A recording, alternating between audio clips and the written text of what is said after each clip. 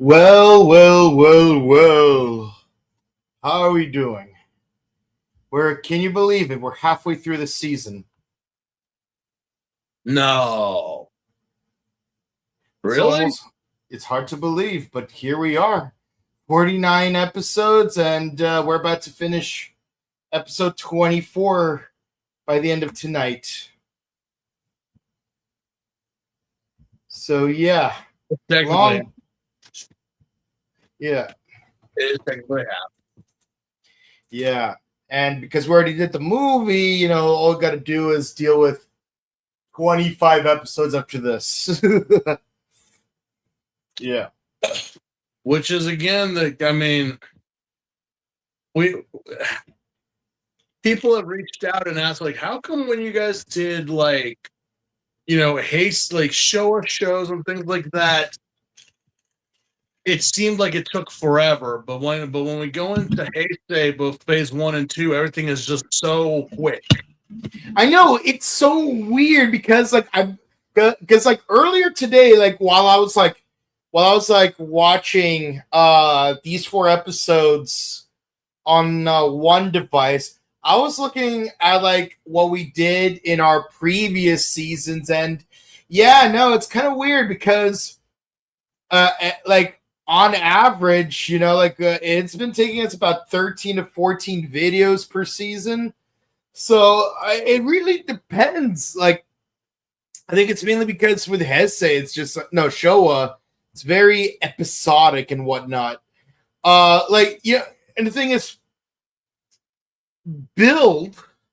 It took us 14 videos to complete, but we were doing them 6 episodes at a time, with the exception of the first 10 episodes and the last 9 episodes where we had to do 5 and then 5 and 4. But everything else was 6 episode batches. Here we're doing 4 or 5 episodes. Once in a while we'll have a 6 episode batch just because or 5 episode batch just because it's the arc requires us to pace it that way. But for the most part, we've been doing things in 4 episode batches the entire season so far.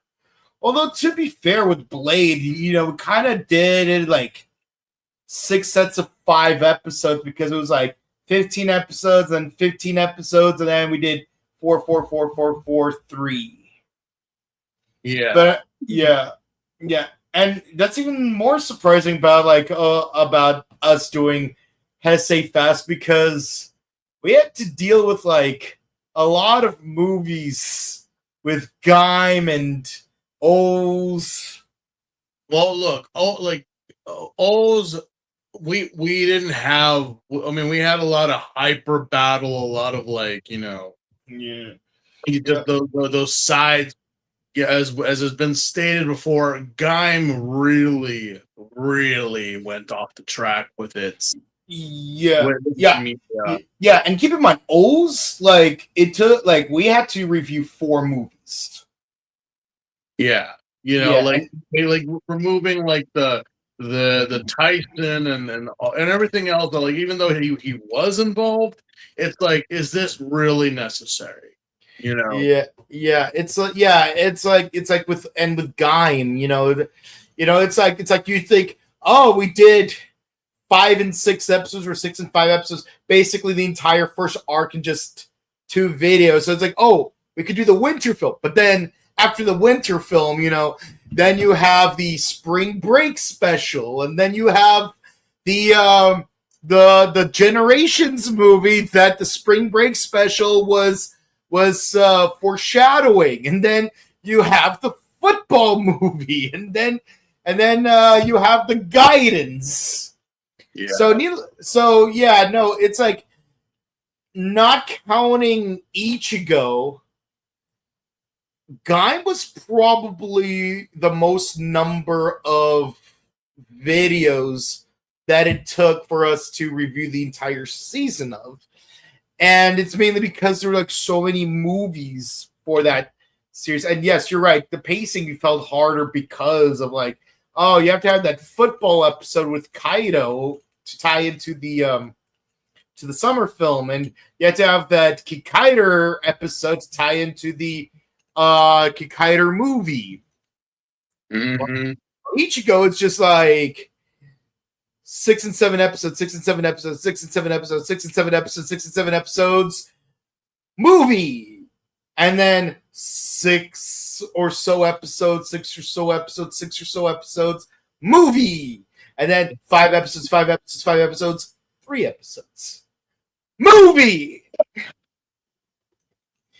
Yeah, whoever did the pacing, I know it's not the writers. It's not whoever did the show running. Yeah. Are you okay? Seriously? Yeah.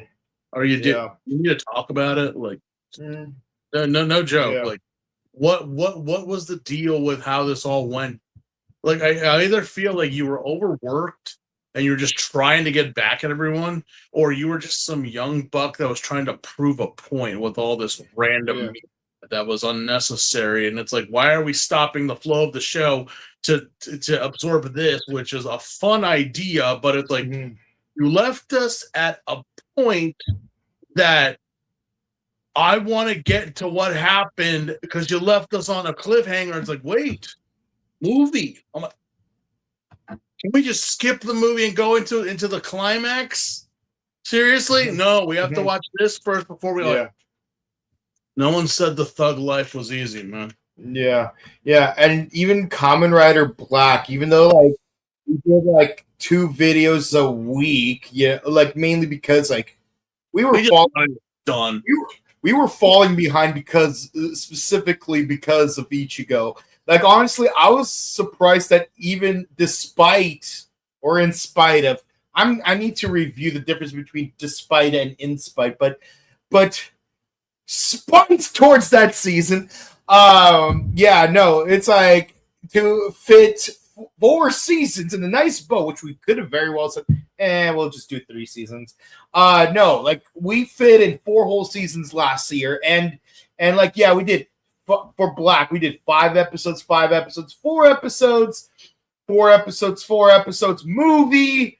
Let's see, 4 episodes, 4 episodes, 5 episodes, then 3 episodes because we have a second movie, and then like we did like 5, 4, 4. But like we had like 8 weeks to do what was basically 14 videos. So I'm glad we got that taken care of. Kabuto in total, because the new movie isn't going to come out in time for us to get there. This season's going to be 13 episodes in total.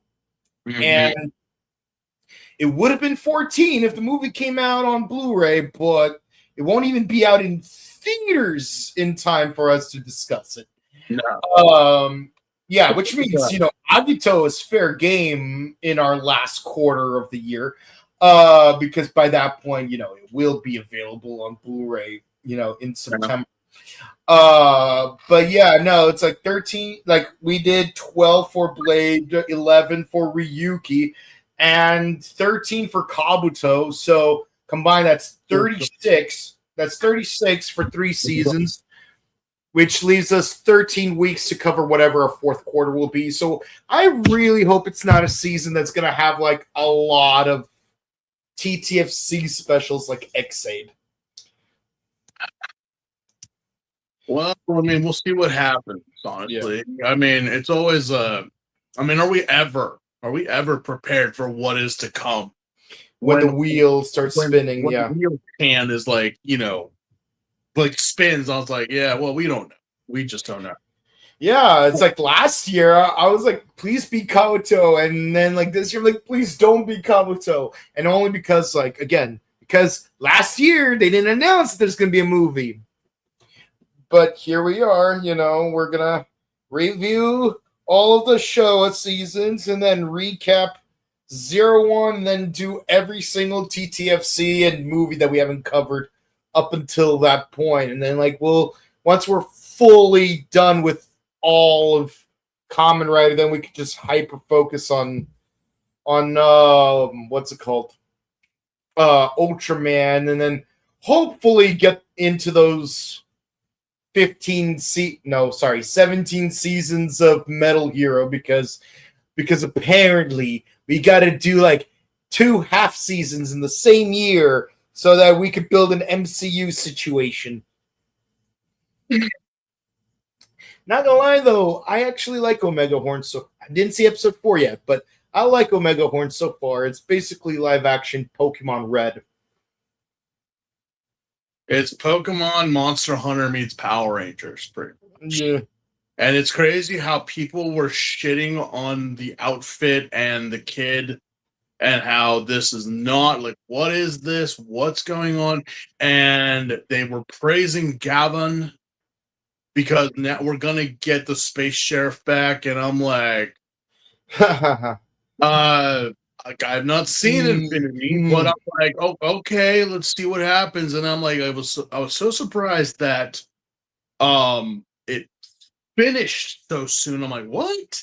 And then this happens, and it's like, again, it's that whole thing about like,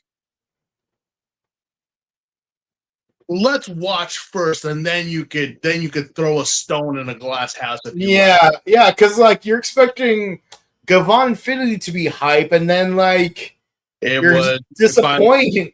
By my sleuthing and my research, a lot of people have put Gavon Infinity as like that thing of, would you rather watch Gavon Infinity or watch Super Mega Force or something like that?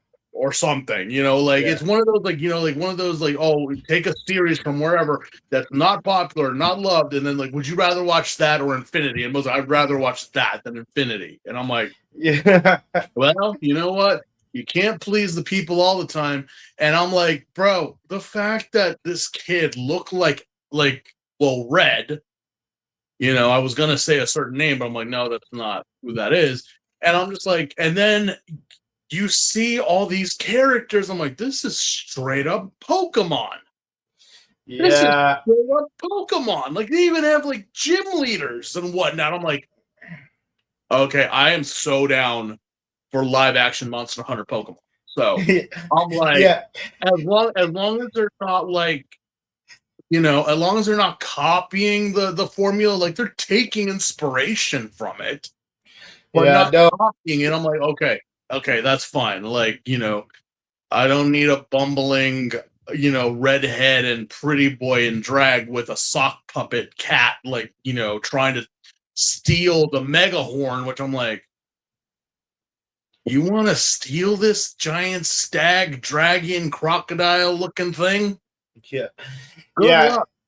Yeah, and it's funny because like, remember how like 3 years ago it's like, this is a bizarre pairing of having Blazar with Gotchard, because you actually have a season of Ultraman that's better than its overlapping season of Kamen Rider. This is coming from a guy who loves Kamen Rider but doesn't care for Ultraman.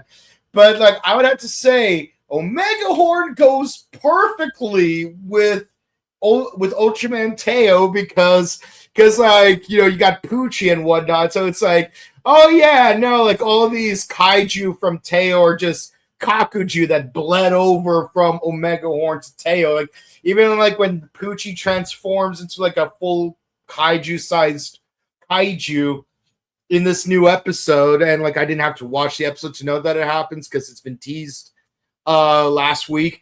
It's like, I'm like, oh, this must be Poochie Kaku because it's Poochie as a kakuju. Anyways, but yeah, no, it's a very interesting pairing. And for the record, I still don't like his Ranger suit. I actually think he looks better completely unmorphed because, again, he looks like Trainer Red. It's like, let's just keep it Trainer Red. And no one else transforms in the show anyways.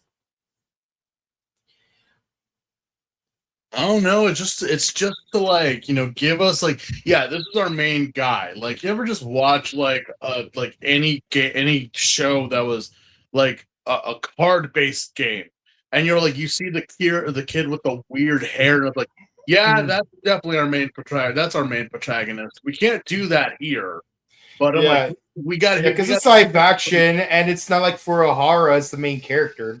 Yeah, we gotta give him something to make him be like he's the main character. It's like you see a kid with weird hair. It's like, is that the main character or one of the just the cast? Yeah, as I don't know. Perfect Cell would say, I bet you never lost a game of Guess Who is the Pro Tag. And it's just like, yeah, no, that's fine. But I'm like, so yeah, no, it's one of those things. I'm like, is it necessary? No, but it looks cool, and it's to show that he's our main protagonist. Yeah. But yeah, we got to talk about other protagonists. Yeah. We can't talk about giant reptiles. We have to talk about tiny robotic insects in Kamen Rider Kabuto, episodes 21 through 24. Yes. Yeah, who's that blue guy? Who would win in a fight, the Omega Horn or this damn stag beetle? Wouldn't you like to know? Like, seriously, I'm like, wait, are we on the set of Jurassic Park? Did we just seriously lower the damn thing? And it's like, what's in there? Get the gun. What's in there? No. Wait, hold on. Dynamis from Double O. Like, what the hell is that? It's a belt buckle. Yeah. What? Yeah, that are the sectors alive? Are they sentient? Are they sentient? Yes. Do they talk? Only in the Hyper Battle video. No. Really? Yep. Oh my god! See, that was the thing. I was like, I know that we said that Kiva with Kivat was like an actual sentient belt, which technically, yeah, he talked and he was able to communicate. But I'm like, wait, I thought these things were just. Are you telling me they're alive and real? Yeah. How do you think they choose who gets to wear them? But that's the thing, though. So why the fuck would Dex be like, okay, yeah, Tendo, you gotta die because you got our beetle. And okay, but then you had Drake, who would like, yeah, the Dragonfly chose him. Like, then what's your problem with Tendo then? Yeah. And even Sasword is like, for some reason it just shows the rich kid. And I'm like, so again, why? What's your problem with Tendo then? Why is it so wrong for him to have it? I'm like, in the beginning of the show, you're like, oh yeah, they're just being summoned. And the reason why the Kabuto Vector went into Tendo is because he actually has its original belt. So it must have gave a signal for it to go there instead of going to Kagami. Because it's kind of like, yeah, you have the two same, but like I'm guessing because I have the high ground, that's where it went first. Yeah. But now I'm like, wait, this thing is snarling at me. Yeah. And also for reasons related to literally these 4 episodes, I'm not a fan of the Kabuto tribute episode in Kamen Rider GO. I mean, I'm happy to see certain actors come back, some more than others, but certain things that happen in that 2-part episode of GO, I feel like they should not have done that. And I'm curious whether A, the new movie's going to address those things, and B, actually, no, we're going to stick to A. And the reason I'm not bringing speaking about them in more details because I want to actually address that when we actually get to those episodes of GO. But you'll get a better idea of why when you watch the Hyper Battle video at the latest. I mean, but with that's the thing with these 2 episodes in particular that I was just kind of like, wait. Because again, like we do kind of see that, like Tendo has had, communication with the Kabuto and whatnot and everything, but we never, I mean, what was it, like last week or a week ago, the episode where like the Kabuto is literally tapping on the glass calling Tendo because he's like, we gotta go, and I'm like, that's a first. Yeah, Like, yeah. Sadly, the Kabuto sector doesn't have like a violin to like let him know. I'm like, you know what? We should give these Zectors to Doc K. We seriously should, because she would mount them with hypervigilant optical sensors. Yeah, and possibly a yeah. That's funny because I was trying really hard not to say googly anime eyes like 5 minutes ago. You could have made a reference to Kabutak with especially with the Kabuto sector. I'm like, a red Hercules beetle. You know, it's actually kind of interesting. Why was there not a third season of Beetleborgs again? Because of the googly anime eyes. Seriously, that would have been like 1,000 times better than the first 2 seasons of Beetleborgs we got in America. Yeah, I said it, and I'll say it in 2 weeks from now. I will say it. Like, no, Beetleborgs sucked. Like Beef Fighter. I like the Hillhurst monsters. I think they were the best part of the show. Yeah. Beetleborgs sucked, and I'm like, you know what? Would have been more sense if like you actually, gave it like this. Where I'm like, if you had actual like mechanical insects as your partners, I would have accepted that. Even here, I'm like, while it's not fitting for this show in particular to have like such a cartoony or such a childish gimmick of like having like a Bug's Life level beetle as your henshin device. Mm-hmm. They would take that idea later on for Kivat and then later for Go-Onger. So it's like, no, it's not stupid, but I'm like, when a show is talking about a cataclysmic event that happened 7 years ago that infested the greater nation of Japan with intergalactic virus aliens that are literally based off of insects and copying humanity and trying to take over the world, it's like little pet beetle. Mm-hmm. Or ravenous stag beetle inside of a cage, and I'm like, okay, now I know where they got the idea for like the primitive ravage transformer mods that the Allspark made at the end of the first movie. I'm like, these things were, especially that stag beetle, like it's so rabid. Yeah. Are you sure it's not a Decepticon? Yeah. I sense a certain kinship. And what's really weird for me is that sometime in the next 6 episodes, the what's called Not Goro and Kagami's dad like reference Kabuto and Gatak in such a way where it's like in such a way where it's like there's supposed to be some kind of mythology surrounding the Zectors, but they basically drop it just as quickly as they, I don't really introduce give a shit about Kagami's dad. Like, the only one who should be spouting religious nonsense is Tendo, and even then, I'm like, yeah, Tendo, chill out, dude. Like, seriously, chill out.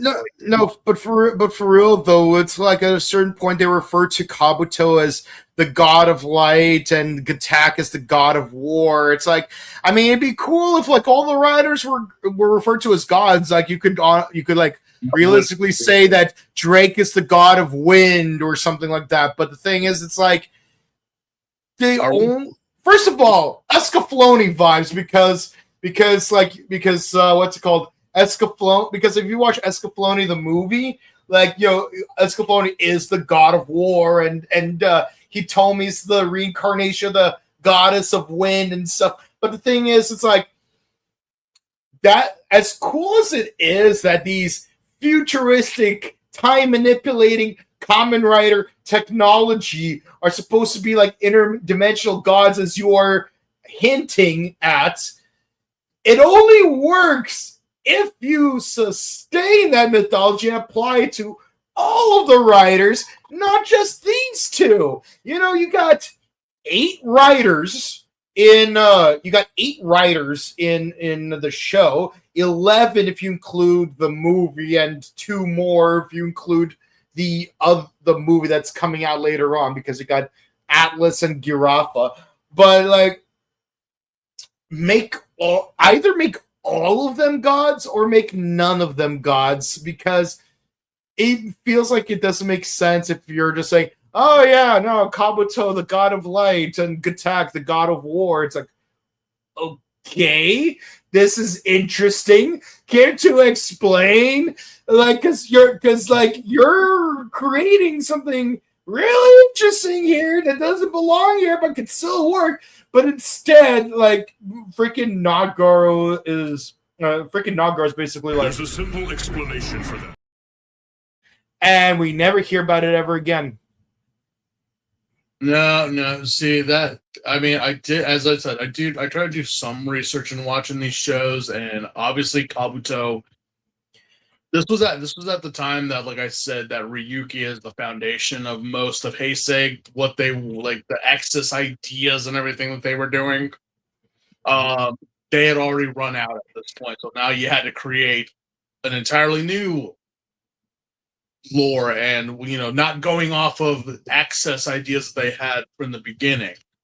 So Kabuto really falls under that, like, it has good writers. It's just that, from my understanding, they had people coming in and out a lot in this show.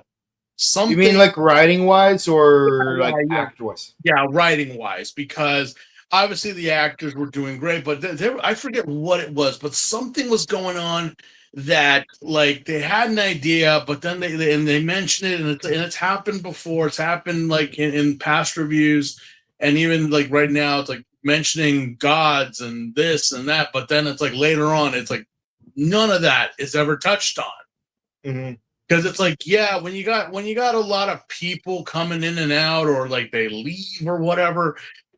I mean, as far as right now, Kabuto is a pretty solid series right now. But again, there have been like, wait, so what exactly is Kabuto? Like, what exactly is, like, the whole thing about like ordained in heaven, and even like the Tamagotchi level with the Zectors and whatnot, and like all, like, what does it mean? What is this? Like, what were we trying to say here with this show? It's like, it really, again, it's because people, like, again, I don't remember what it was, but there was a lot of writers coming in and out, so they weren't really on the same level of writing. Even Kiva kind of suffered a little bit from that. So, again, I'm like, how come people point that out with Kiva, but they don't point it out with Kabuto? It's like they both pretty much are doing the same thing. But you praise one, but you chastise the other. I don't get it. I mean, to me, I'm like, well, no, I've seen this before.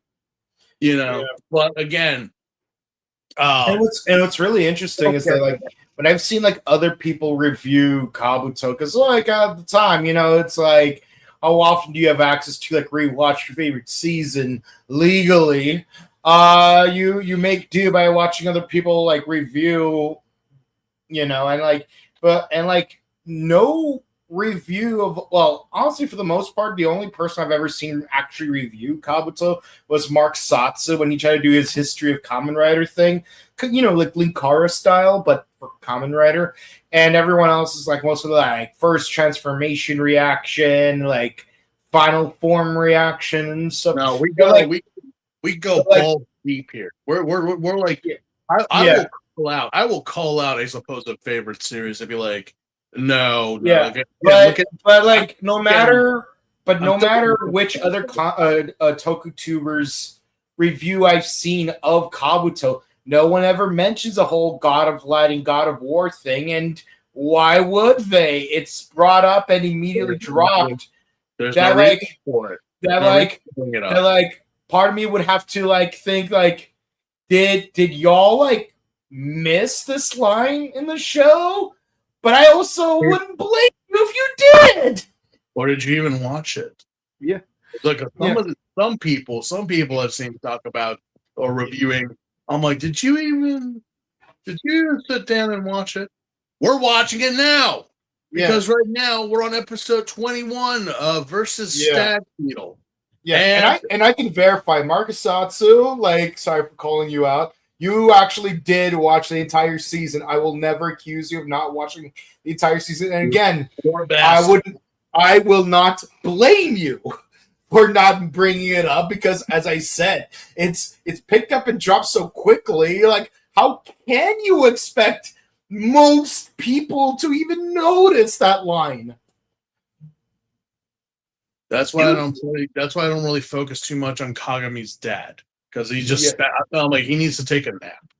So no, he's like cleaning a cello. He's like, tell me not, Goro. Have you ever heard of Abraham? Well, he had to sacrifice his own son to God to prove how devoted he was.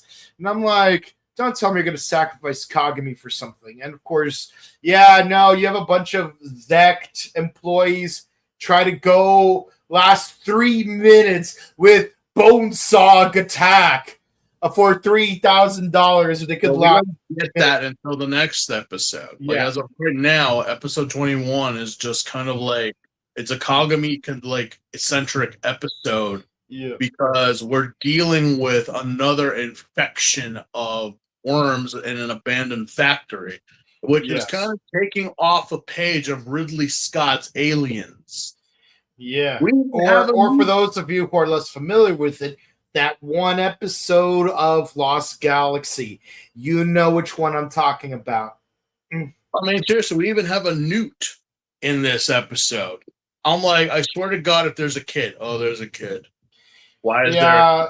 Kagami doesn't have a really good track record with kids because so far every kid he encounters alone by themselves turns out to be a worm. The only time he hasn't found a kid by themselves, the only other time he's ever met a kid was Juka, but she was in present company with Hiyori. So technically she was not by herself. Yeah.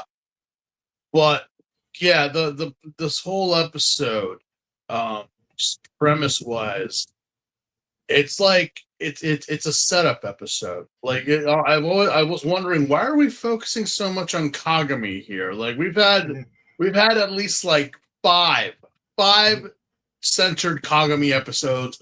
One was when he got the bee. The second one was when he went on his own, and just every other episode from there. And I'm like, why are we focusing so much on him right now, especially in this moment that he, again, he breaks the rules and, Misaki tells him to stay there and don't go inside because it's dangerous. But he falls for the trap because, again, like he just does. I'm like, you already know that they he hears a kid crying for help. And I'm like, I've seen this episode of Goosebumps. I've seen this in many a horror movie. I'm like, don't do it, Kagami. Just don't. Yeah. Just I know you want to be fucking Superman, but for God's sake, even Superman was like, I'm not falling for that shit. Absolutely not. But Kagami just keeps on, and he gets ambushed by an entire like swarm of worms and this random one, and it's like, here comes this random kid. He's like, come on, we gotta go through the sewers and the pipes and go into my secret fortress where I've been hiding this whole time in the worm. We have to hide in the boiler room. Don't mind that stripy sweater. Are you kidding? You're telling me that again, I mean, how many people pointed that out in Aliens where it's like, you're telling me that the aliens never found this little crevice, this little room, or this little girl running around at all? They just don't even they just don't care. I remember there was this one playthrough of Resident Evil 2 where like the player got into like one of those safe rooms, and then because they were trying to outrun Mr. X, and then Mr. X is just like babysitting the entrance to the safe room. He's just like skulking back and forth. He obviously can't get into the safe room, but nothing the programming is stopping him from just walking back and forth outside of its entrance. Yeah, back then that's how it was. Although people have said, like, I don't know, I've not played the remake, but a lot of people said that the safe rooms are now no longer safe, especially when he's around. But I'll have to pick that myself. But anyway, so yeah, apparently this kid of like his dad was security, and they were there, and so on and so forth, and like, you know, out of nowhere the worm showed up and they died and he ran, and like he's been down there ever since. And I'm like, seriously, this whole place is like, it's literally in an industrial part of the city. You're telling me no one has come in here to check or to investigate why production has stopped? Well, like, if they did, they would probably be killed by worms. Well, yeah, no, that. But I'm like, so no one, like, again, no one's bothered to check this place out at all.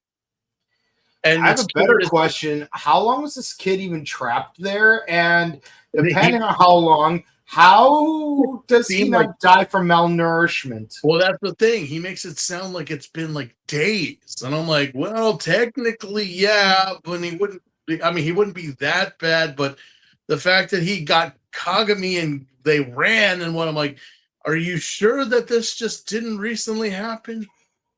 It just seems like this kid is just too, like, I don't know, he's very nonchalant here. He's very like, oh yeah, this is happening, but you do realize you can leave, you can run, you can get out, but why are you staying here? It's not like the place is swarmed or anything. Yeah. Which is like red flag. It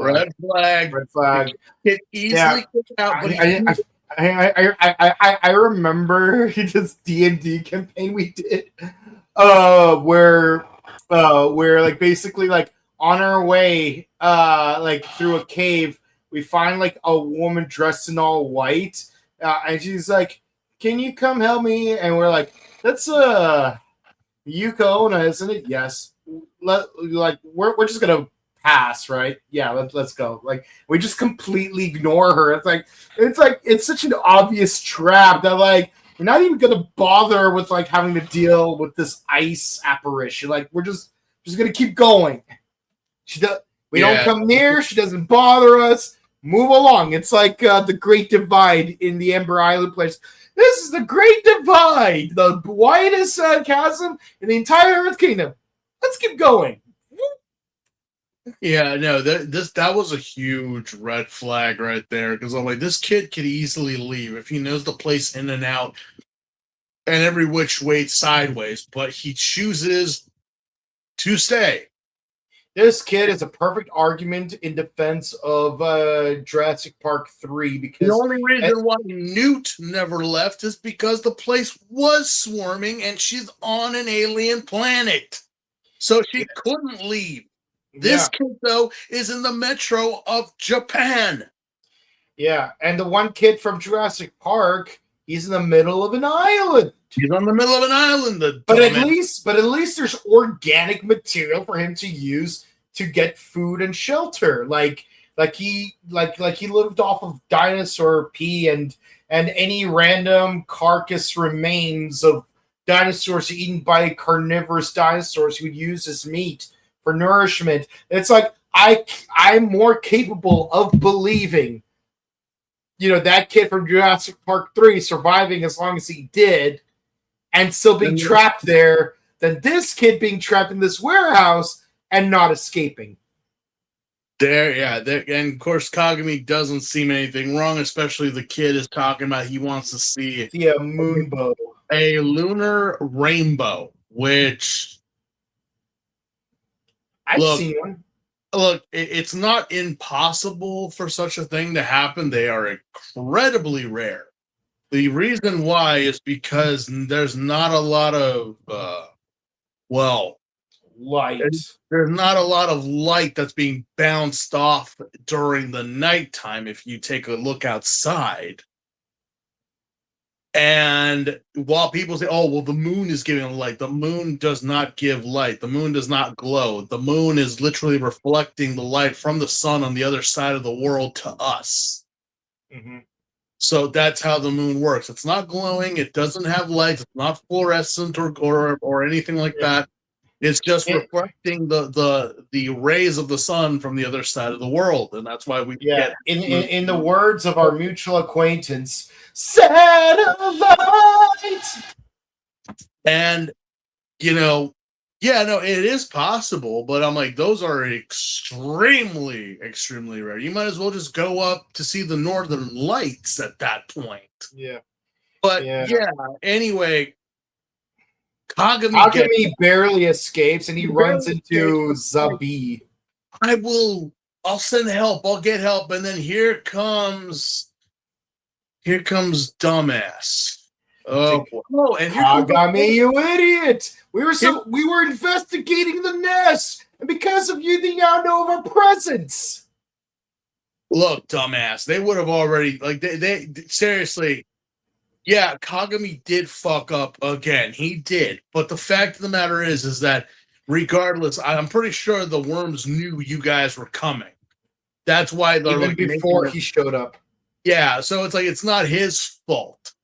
Well, it is his fault for falling for such an obvious trap. But again, Kagami we're talking about. And it's like, well, where the fuck were you guys? Where the hell were you guys? God damn it. If you knew, then why didn't you come in here in the first place? Like, oh, we're investigating, but you already had confirmation that they were here. So what were you waiting for? Yeah, and it's not like it's going to be a repeat of episode 1 because this time you actually have 2 riders to help you.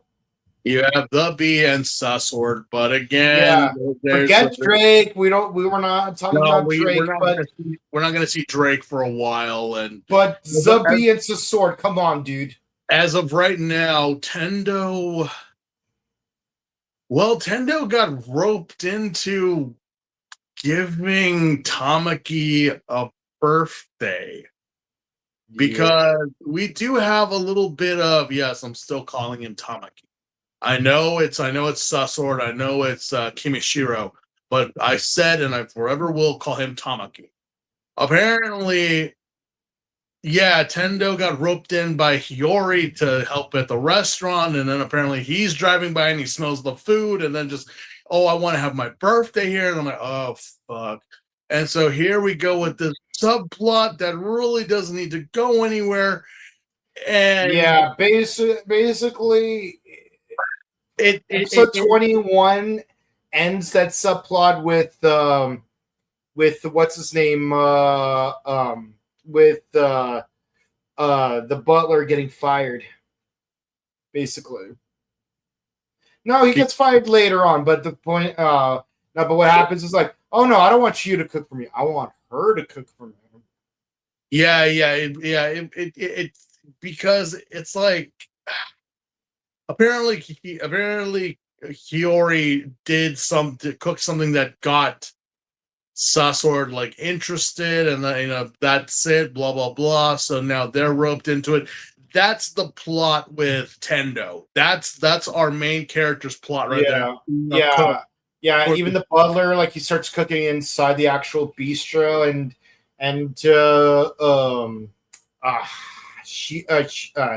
Kirishiro is like, oh, this is good. No one cooks as good as you, Jeeves. It's like, oh, but please, sir, try the soup. It's like, oh, this soup is amazing. You outdid yourself. Actually, it wasn't me who made the soup. Yes, it was her. It's the random supposed goth girl, which is not really goth. She's just aloof. She's just a little depressed. We must stop confusing depression with goth, people, please. We need to stop confusing depressed with sad because they're not. Yeah, you're insulting the culture. Not everyone is trauma within us. Look at us. But anyway. Oh God, I was at a Hot Topic earlier today and they didn't know who Ozzy was. Ew. But okay, so we move on from episode 21 to the next episode, which is Oh wait, there's one important detail though.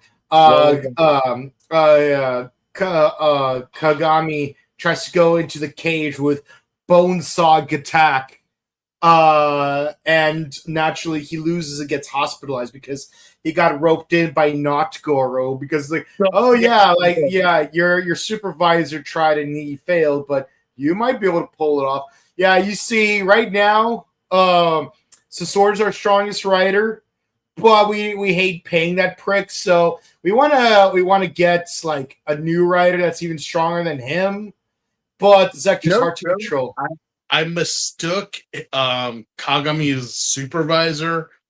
I thought that was Daisuke from Ryuki.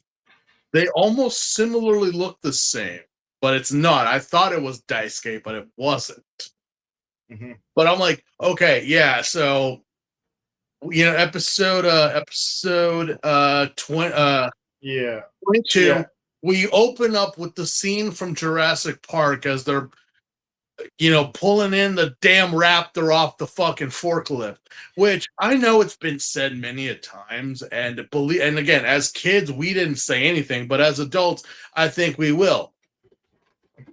Yeah. How much artillery do you need to bring down a raptor? Well, they mostly use like those kettle prods because no joke. How much artillery do you get? Cattle prods, tranquilizer guns, and these cattle prods are fucking like the electric fences. So this is no joke. But it's and also even several shotgun shots, like that wasn't enough. Is the raptor made out of titanium or something? Mm-hmm. It wasn't a pack, it was one. And apparently that's the one that's been fucking around with everybody in the movie. I'm like, okay, so then when did the raptor become from a size of a chicken to an actual armored titan? Mm-hmm. Literally, did it grow scales? Did it grow plates or something? But that's exactly where we wound up here today. I mean, but the fact of the matter is, the thing is made out of metal. This is literally go fight a buzzsaw. Go fight a giant, ravenous, literally nature's chainsaw, but made out of metal. Yeah. So earlier on, when Kagami was getting the heck out of that warehouse, a worm tried to copy him because naturally he wanted to kill him and copy his memories. But it failed to kill him. But then Zabi failed to kill it. So while Kagami's hospitalized from trying to last 3 minutes in the cage with Bonesaw attack. Okay, so what exactly is the reason why this thing is acting the way it's acting? I watched the scene over and over and over again, and I'm like, okay, so apparently they choose who they want to be. Mm-hmm. They choose it. Because we had we're gonna have an entire monologue about how Abraham almost sacrificed his son on the top of a mountain, which that must have been an awkward conversation coming back down. No joke. Well, his son was still an infant in the actual story, but yeah. But I think it would be an awkward conversation with Abraham's wife, though. Yeah, I'm like, so what the? Yeah, no. Go watch Family Guy. I think they did a spoof on that. Yeah, so apparently the Zectors choose who they want and this and this and that, but so what's the deal with this thing then? So you're telling me this thing is just very picky? This is like the overly obsessed girlfriend. This is the obsession level belt accessory where it's this is the overly protective girlfriend. But with rabies. What is this thing? So as we discussed so far, the Kabuto sector is drawn to one who basically wills everything to work for them basically Kabuto, walking the path of heaven. Zabi is drawn towards true leadership. Yeah, I call BS on that. Drake is drawn towards the desire for freedom. It's like, dude, you're broke. Yeah, and the sword is drawn towards the desire to be the best, like no one ever was. Then why the fuck are you with Tamaki then? Yeah, but with that, I mean, seriously, I'm glad these motherfuckers don't talk, because I mean, we all know that Kabuto is right behind Deno. And yeah, I've only seen clips of Deno, but there's only so much I could have taken of the Imogen. Mm-hmm. There's only so much that I was like down with them that I'm like, okay, shut up.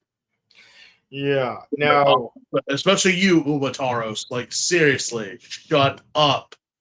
So Gatak, I will tell you the personality is drawn to at the end of episode 22.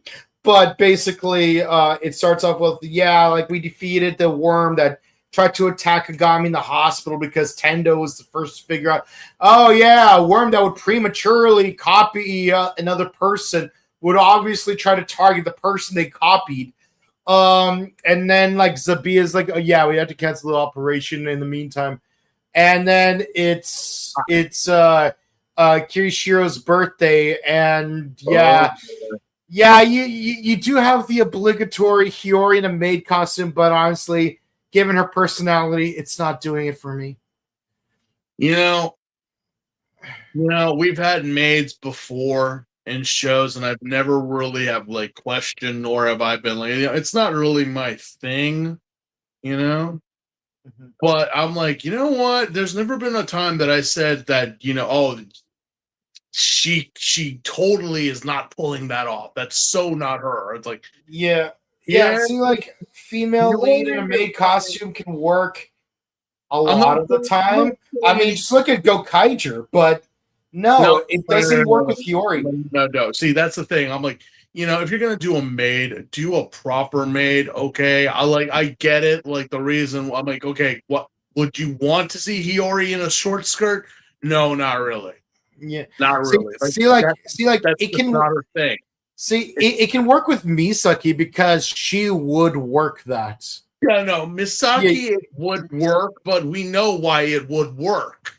Because she's the type of girl that we're like, let's go.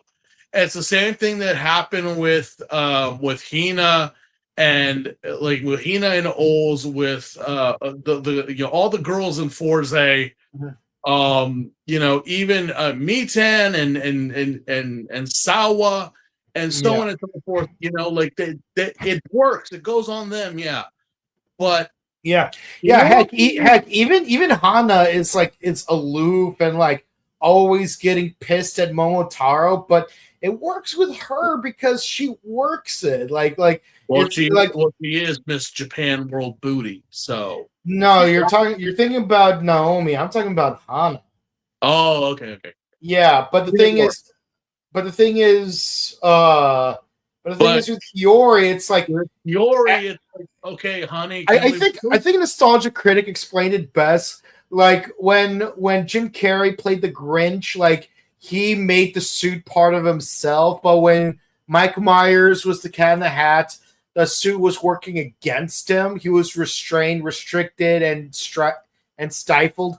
It's this is Hiyori in a maid suit. It doesn't work with her. She's not working with it. Not working. It's not, baby. That dress was dead when you wore it. It's you did it just to do it. I know your personality is all about death and gloom, but darling, you just killed that dress just by looking at it. It is dead on you. So please take it off. For the love of fashion, put your clothes back on. No, seriously. I'm like, who put her in this outfit? And there's killing it, and then there's killing it. Yeah, whoever put her in this outfit, I'm like, they must be either dead or in the ER right now, because that's like trying to put a freaking a costume on a rabbit cat. You must have gotten through all the freaking claws and nails, and yet you still got it on her. But throughout the whole thing, she's just like, I hate this. I hate this. You can't take that off, right? You can go change. But apparently, Meanwhile, upside, Tendo learned the butler's secret for making amazing cuisine. But the downside is we're forced to watch Kageyama fake a smile and try to wish Kirishiro a happy birthday, and it looks almost as depressing as seeing Hiyori wear that maid costume. look, it's not like the birthday episode in Orin High School Host Club. But this is just like, no, why? Even the fact when Hiyori opens the door, she gets a face full of confetti in her, like, because here comes the birthday boy, and I'm just like, yeah. Even Raven has more personality at her most aloof. I know my birthday's coming up in a few, like in a week or two, but I wouldn't even go this far. Seriously, I'm like, even when I was younger, I'm like, no, let's not with the confetti and all that stuff. Can we please? But regardless, I'm like, yeah. Well, at least he did get a meal out of it, despite Hiyori like almost wanting to kill him. But she did kind of like, well, there is some damn good money coming out of this, right? And it's like, well, he did pay you in a sterling silver fork the last time, and it's just like, maybe he'll give you the full set, because again, that fork was literally what most people get in a year in terms of payments.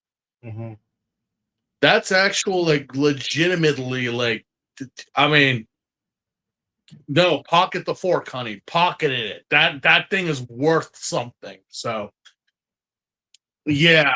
Anyway, let us go back to the set of aliens, because Kagami decides. Finally, something interesting. Kagami decides, I'm gonna be the Ellen Ripley of this episode. But you're not a woman. I don't care. Their name is Ripley. Okay. Yeah. And yeah, I was like, I was right, because I'm like, there ain't no fucking way no kid is sticking around for this unless they were on an island and there was no way to get off. Yeah. We find out that the kid is actually a worm. Hold your applause, ladies and gentlemen. Oh, hell no! Oh, hell no! Oh, hell no! Oh, hell no! Oh, hell no! Yeah. Son of a bitch.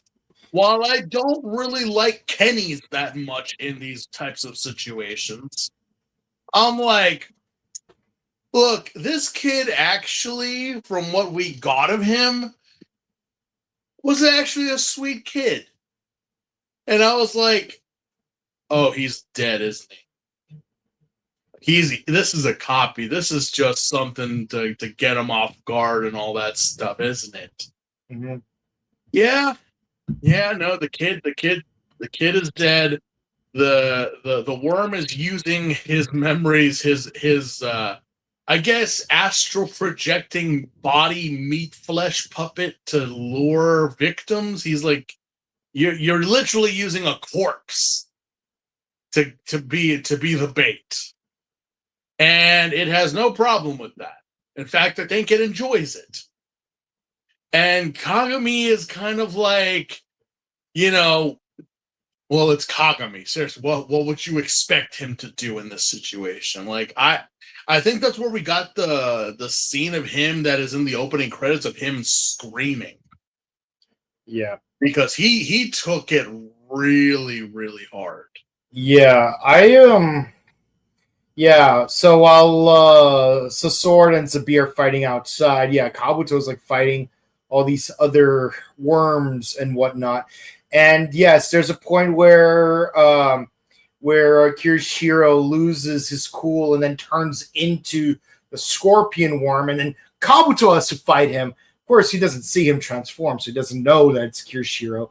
But then, good guy Kagami just to fight this other worm, save this kid, only to find out, yeah, this kid is the worm. Yeah. Yeah, well, we still haven't touched on that about why Tamaki is the scorpion. We haven't. I mean, we got a little that he is, but it's like, wait, why? How are you? Did Tamaki, is he dead already? And you're just taking the role, or like, did you get infected?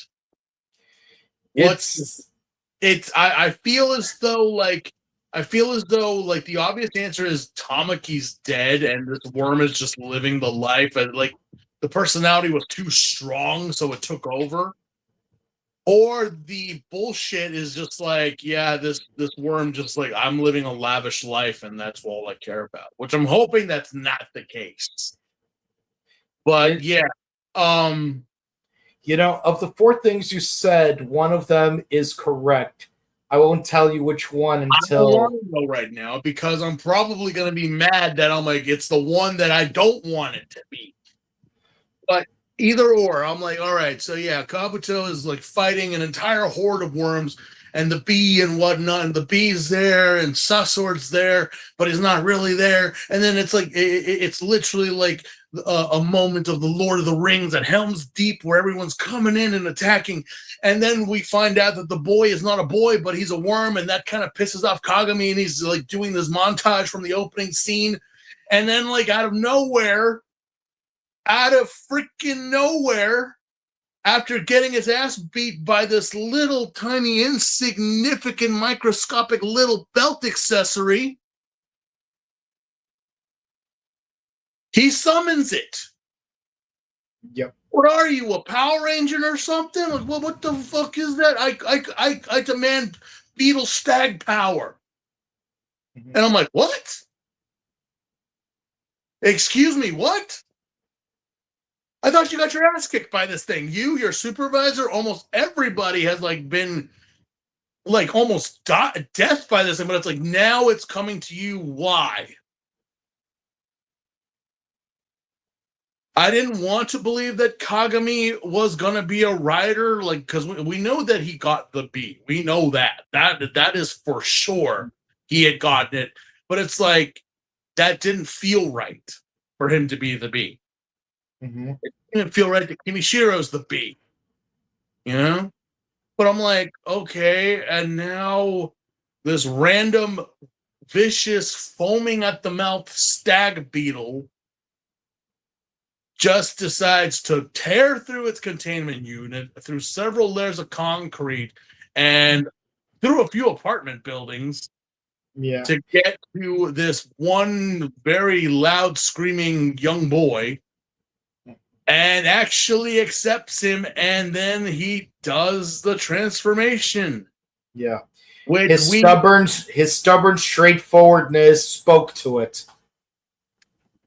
Yeah, you know what? Everyone in this show's got problems.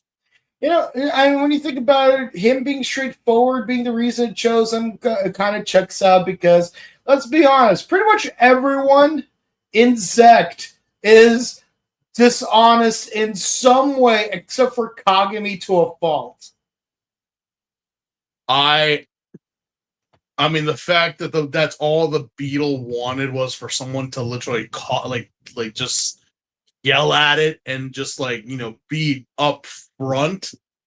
I'm like, why didn't you just put Masaki in the damn room with it then? Yeah. Again, Misaki is not straightforward and honest like Kagami is. Oh, dude, so Misaki is so straightforward. That bitch, but not honest. It's that pretty face. You know, that's a face that literally would like that's a face that would destroy a man right there. Yeah. And she would actually be proud of it. No disrespect, ladies, but you know the type I'm talking about. Which I say all the time, and it's something that I haven't said this in years, but I'm like, yeah, Misaki, you're on my team. Mhm. You're on my team. Why? And it's like, no. Just she's one of my people. Why do you have her on your side?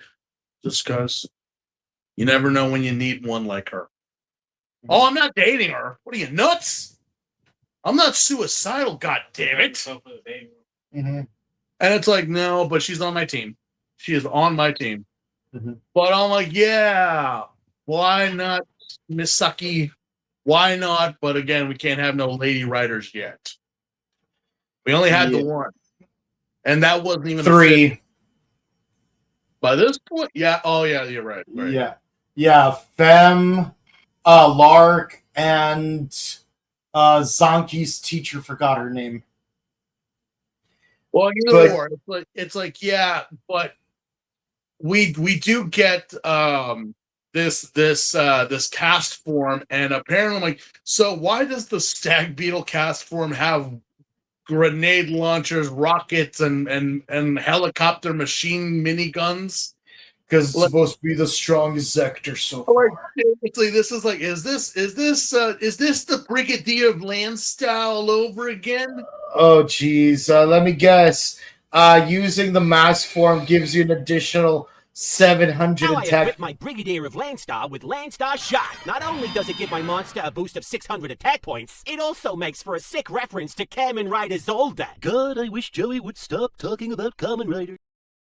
So immediately he starts blasting and kills 2 of the other worms, leaving only the kid. He's like, you can't kill me, otherwise you'll destroy all the Skits members. He's like, bro, I've already done this with my brother. It's not going to work on me this time. But tell you what, I will do this one thing. So, like, he basically, like, casts off and then uses the 2 stag pincers as shuttles, basically. Yeah. He's got 2 stag pincers that literally just he has scissors.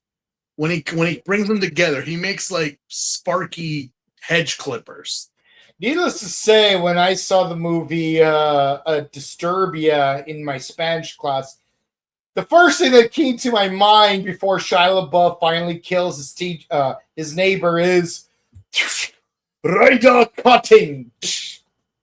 Like, yeah, I mean, the fact of the matter is, I kind of saw this scene with Kagami as he is, and the Kamen Rider's name is Getak.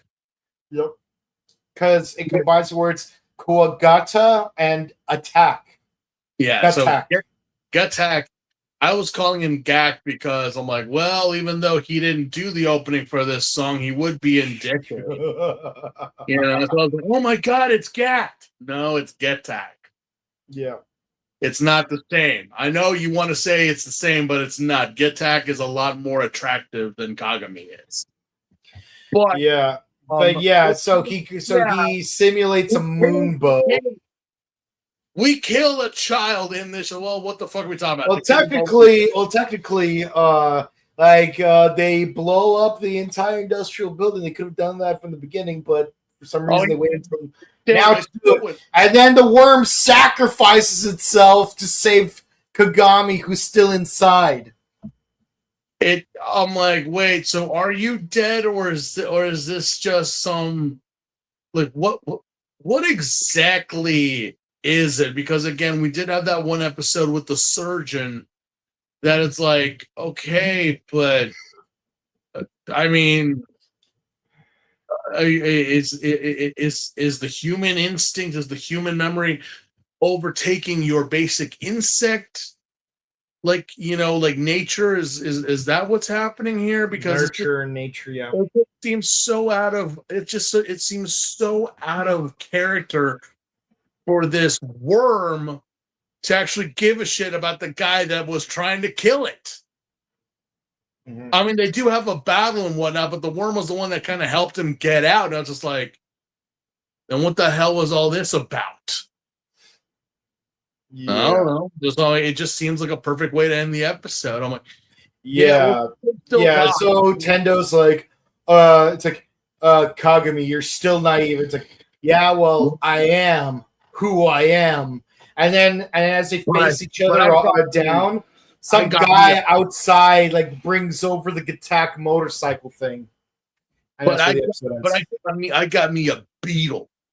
Yeah, no, yeah, good for you, Kagami. Good for you. You actually, you know what, Kagami, we're gonna do. You know what we're gonna do? We're gonna get a thumbtack and we're gonna put it right here next to the wall. We're gonna put it right next above the movie poster, just so everyone can see it. Good for you.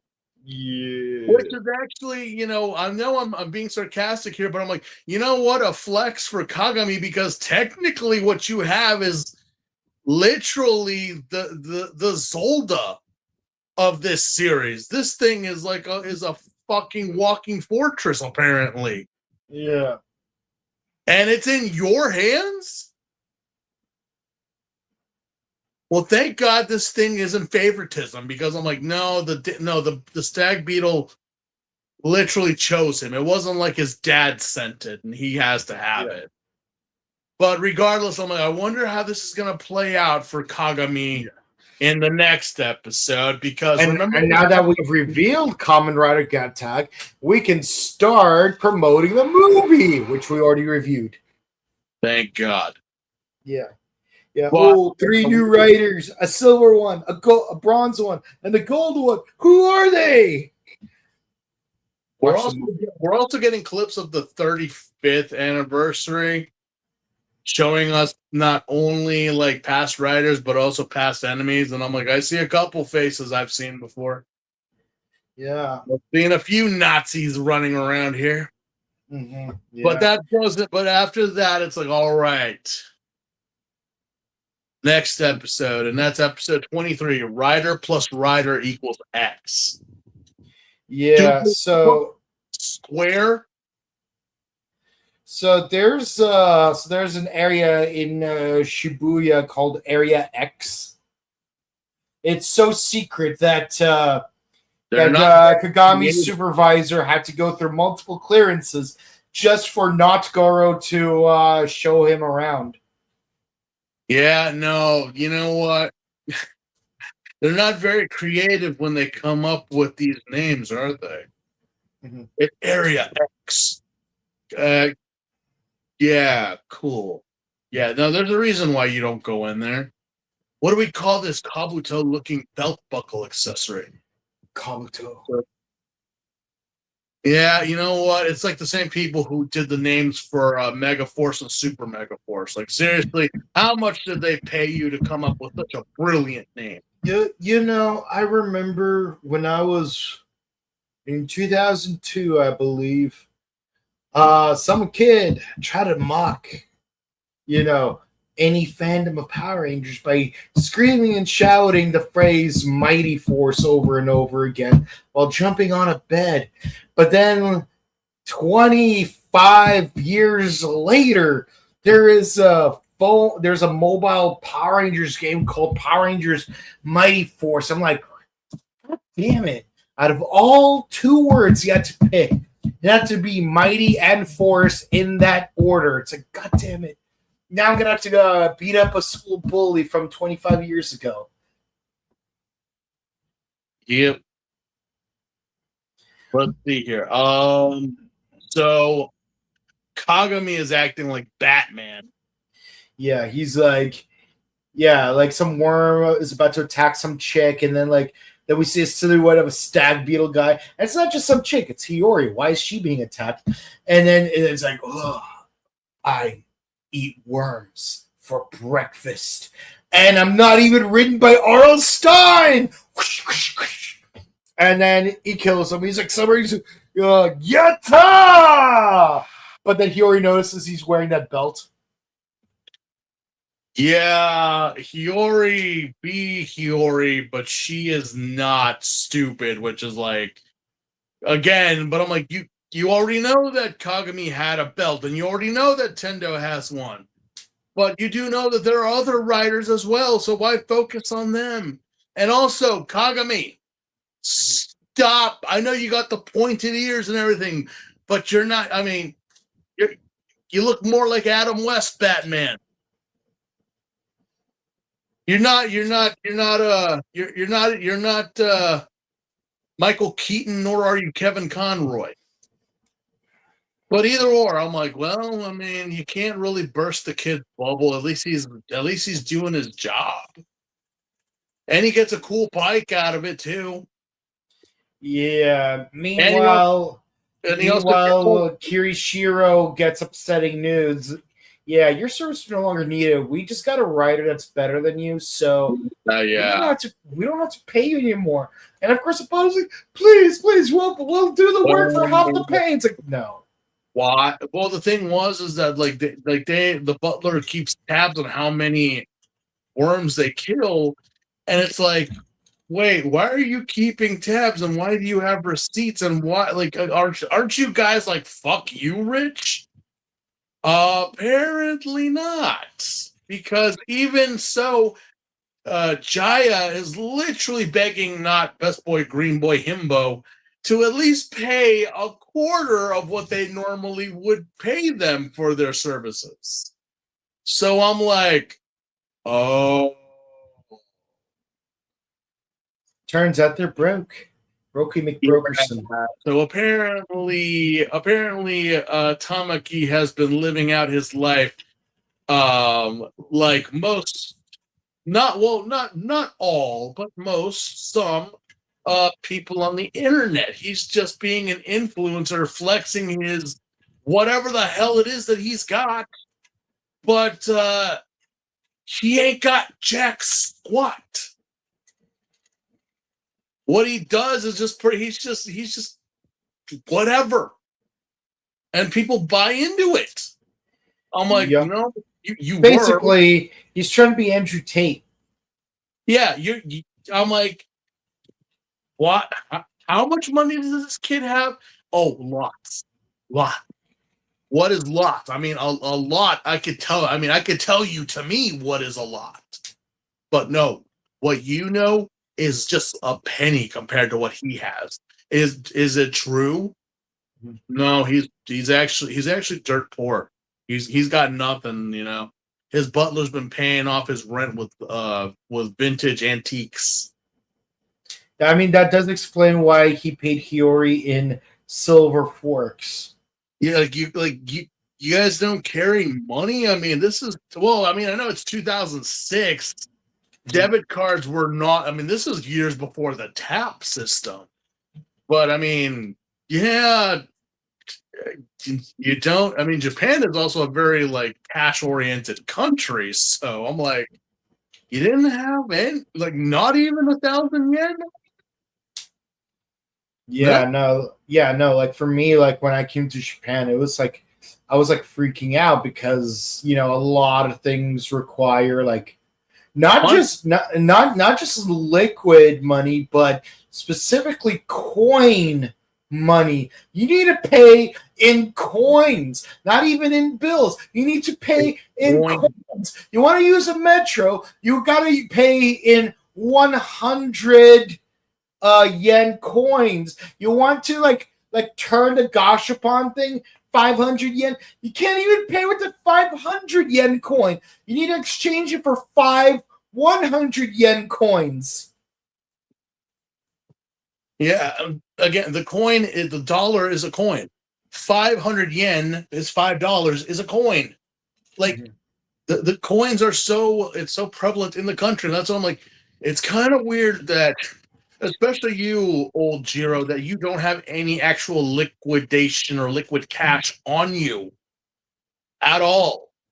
Even if you are, fuck you, Rich. I would imagine you'd still have something, but I'm like, yeah, just the fact that he was begging Best Boy, Green Boy, Himbo for money, it's like, yeah, not Goro is like, look, I already knew. We have done a very advanced search on y'all, and I get it, but his attitude lately has literally like just, you know, I would have, but because he's like, I don't need your money, I don't need any, like, blah, blah.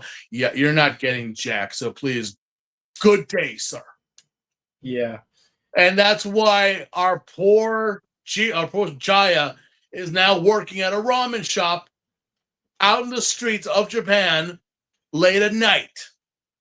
Yeah, so much so that even Tendo and Juka catch him in the act. It's like, oh, we'll work the stall for you, only because we like to cook. Well, you know what? He loves to cook, but also he does respect Jaya for what he could cook. So yeah, I'm not doing this for your spoiled rich boy. I'm doing this for you, Jeeves. You, just you, not for Bruce. We're doing this for Alfred, and just Alfred. We respect Alfred, and not Bruce. And they do, and that even grabs Kagami, which he's like, apparently Kagami is a ramen connoisseur, which right now, that to me, I'm like, okay, look, I've had me many a broths and many a ramen, and I have my favorites in the States, and I even found a place in Japan that I would frequent all the time. I'm pretty sure that there are establishments out there. We all have our preferences, you know. Do you like an In-N-Out burger, or do you like Wendy's? Do you like Shake Shack? Do you have your favorite sushi place? Your favorite? Oh my god, Japanese Wendy's is so good. Believe you me, I did not eat a lot of fast food in Japan, but there were times that I was like, there's a Taco Bell right there. Am I really gonna eat Taco Bell in Japan? Yeah. Yeah, I found a Taco Bell in Shibuya. I'm like, that's the one I went to. I wanna look at the menu, but I don't want to eat there. Yeah, I literally went. I'm like, what is? Wait, what? There's a Taco Bell in Area X. Hell yeah, of course there is. Yeah, I mean, did you not watch Demolition Man? It's forbidden. But yeah, I'm like, you know what? I stuck to a lot of Japanese cuisine, but god damn it, if I was not hankering for like, take me to the most American place to eat right now once I got back home. Yeah. Take me to the corral.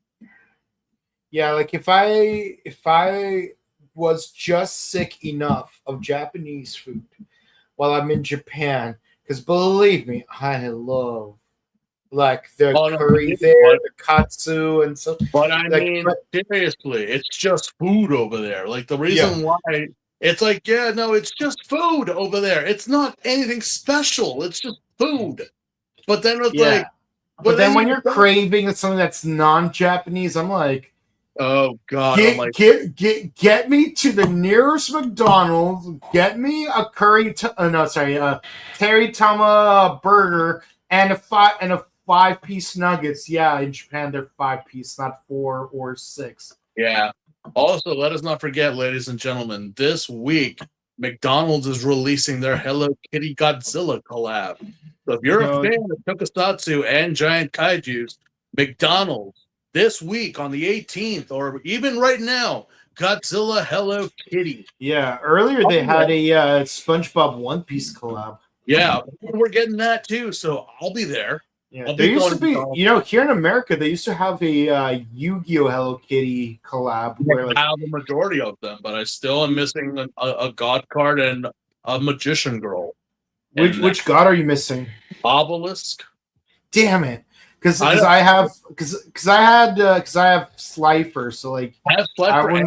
I have Karibo. I have Magician. I have Time Wizard. I have all of them except Magician Girl and Obelisk.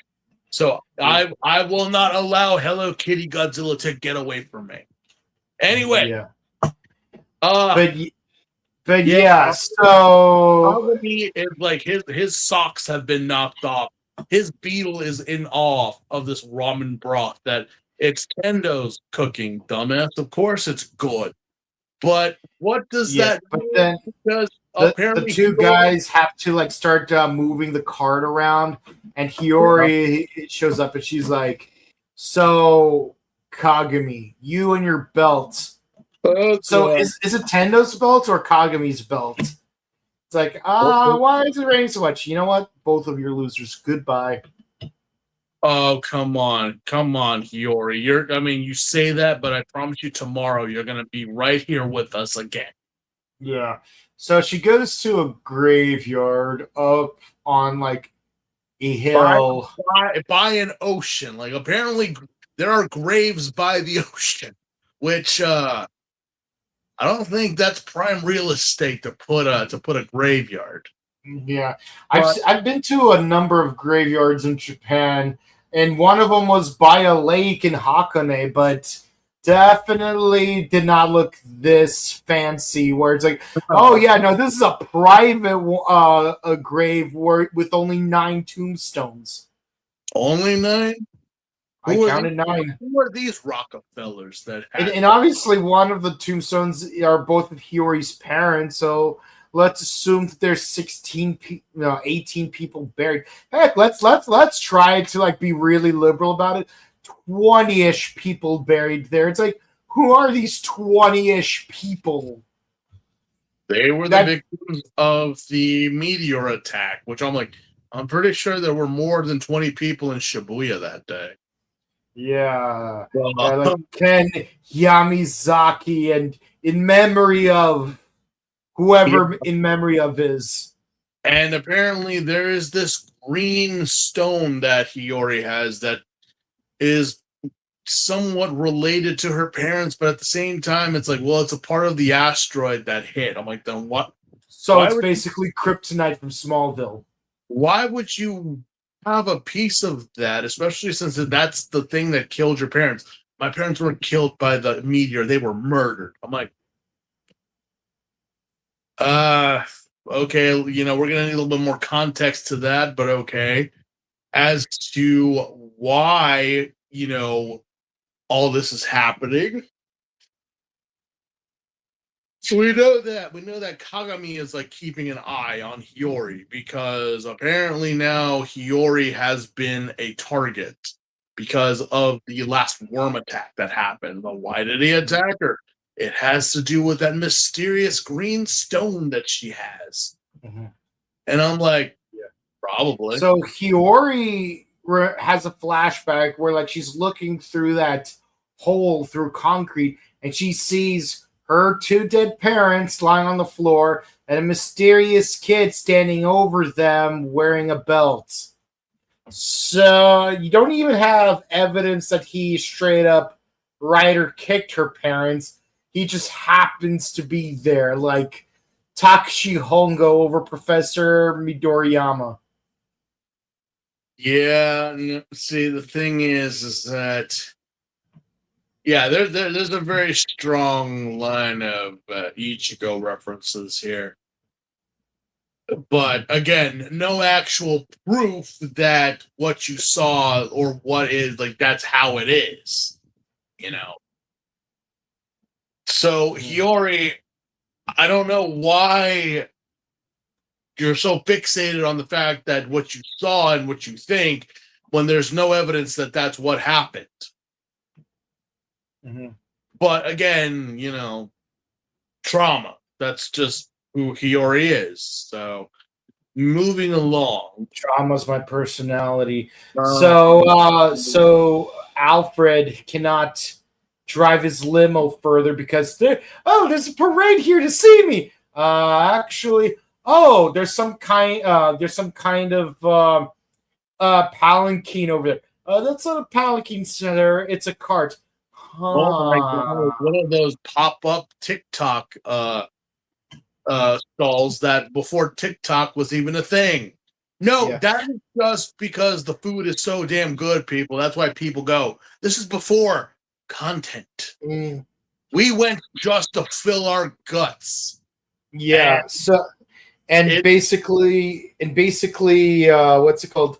Alfred's like trying to keep him from like trying to check it out. It's like, so remember our motto? Oh yes, noblesse oblige. Which, by the way, is a real thing. It is the obligation of the upper class to maintain the behaviors and expectations of the upper class. And yes, there's an anime called Noblesse, and obviously the main character is the butler of someone important. And I bet you Noblesse Oblige will become a concept in Kamen Rider Mites. But yeah. We'll see when it comes down to Kamen Rider month, because we're gonna get our suspenders and our fancy hats with our monocles to do a 1920s level review for Kamen Rider Might. Yeah, so here's what. Me watching the show for the first time, I'm thinking to myself, yes, I really hope that he's going to cut in line only to find Tendo telling him to go to the back of the line like everyone else. And wouldn't you know, that's exactly what happens. Andrew Tate, get in the back of the line. Andrew Tate in the trash. Grandmother said this: food tastes delicious, but waiting makes it more delicious. Go to the back of the line. Bloody Andrew Tate wannabe sorry ass mother. I will pay you to cut in front of the line. No, your money's no good here. Go to the back of the line. Our security to throw you in the back. We're gonna get Haruhi's dad to do that in drag. Don't think I've forgotten that episode where you got thrown around. We have this very petite, red-headed woman who will throw you into a wall. But she's not a woman, though. Yeah. So he finally gets to the front of the line, like a normal person should. Yeah. Finally gets his food, but while Tendo's just washing dishes with white gloves, he notices the Kabuto is actually trying to get his attention by cutting all this buckwheat dough into noodles. It's like, you mean to tell me a worm is attacking a bowling alley? Well, I better go get it. And then, he just takes his gloves off, and he haphazardly just throws them just so he could get to the worm attack, not realizing that, oh yeah, the gloves just happened to fall in front of Kirichiro. It's like, he challenged me to a duel. Oh my god. Also, you're using buckwheat noodles for your ramen? I assume it was buckwheat noodles. What? That's for udon. Yeah. Anyway, we do get a cool scene where he fights in a bowling alley, and it's a ball just happens to roll down an alley while he's clocked up, and he defeats all the worms just in time for clock over, and then the ball hits a strike. Beautiful. Yes. But then, he notices, hey, this is the same rock that Hiyori had, which means, oh no. Oh yeah. Yeah. Apparently this rock is definitely something, but apparently this rock is not a special rock. There's a bunch of them. There's a bunch of them, which I'm like, yeah, well, if a meteor did hit, it would literally break into trillions of pieces. And so what's the deal with the stone? Well, Tendo breaks it. Yeah. And then and Kagami's it's like you had your own belt. How did that happen? Did you have it 7 years ago? How do you have a belt before Project Rider even happened? It's like, how'd you get it? Oh, someone gave it to me. Who? And he points to the sun in the bowling alley. Technically, he's not wrong because Kabuto from the other timeline's I, like the sun, shine. Yeah, no, again, that's why they're hyping up the movie, so you go see that, and then you finally get your answer. Mm-hmm. But if you're just watching it beforehand as a prequel, it makes no fucking sense. But yeah, what? And again, see, this is again, I'm like, Kagami, I get that you're a writer now, but take off your dad's pants and put your pants on, because how dare you speak to Tendo that way? Mm-hmm. I know, yeah, you got a badass belt and whatnot, but I'm like, chill the fuck out, kid. Seriously. And even more so, I'm like, I'm about to smack you one across the face, but then we have little boy Blue outside with the fucking rapier. What show are we watching? What show are we on? Gossip Girl, apparently. I'm like, oh my god, you know what? Hiyori and Misaki, don't ship anyone with those two in this show. Just don't. Just don't. There is no, Misaki, you deserve yourself a good man that will treat you to buckwheat udon noodles or soba noodles, as you so love them so much. And man, you should fucking put them down. So I'm hoping you got the money, guys. As for Hiyori, honey, I think you just really need to talk about it and just kind of let it all out. Yeah, as for Tamaki over here, he's like, Tendo, you threw white gloves at me, which means that you challenged me to a duel. And as someone who picked up said white gloves, that means I accept.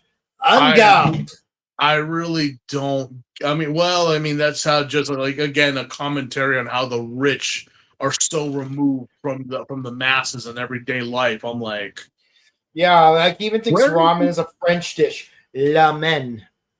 Where did you get those pantaloons? No, seriously, where did you get this outfit? They've been passed down from my family for generations.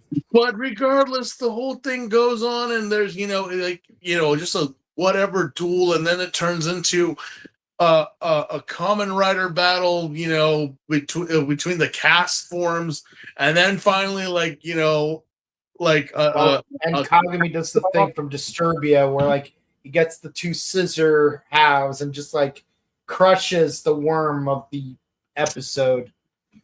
And I'm just like, okay, is the episode almost over? Yeah, we got a couple more minutes. Yeah. So what else is there to do here? Yeah, so Kirishiro's like, it's like, you offer me sympathy? That's an insult. So then he becomes a sword ready to fight Tendo. It's like, okay, that's what you want.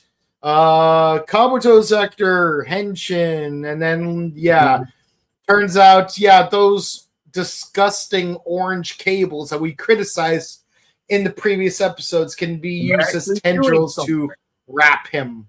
Yeah, they're actually doing something this time around. Yeah. Okay. Still nasty though. Okay. Even the scorpion tail on the back of his helmet is moving around, dripping with poison. I'm like, poison, and that's where we end the episode. Which I'm like, we never really clarified or solidified if this scorpion was poisonous, but I would imagine because of the color scheme and whatnot, it is. Yeah, and of course, as part of the 35th anniversary files, it's like, oh look, V3 has his own kick, X has his own kick, Kabuto has his own kick. Yes, regardless of generations, every writer has his own kick, and then everyone looks around to the guy who becomes Keitaro in the movie. He's like, who the hell are you?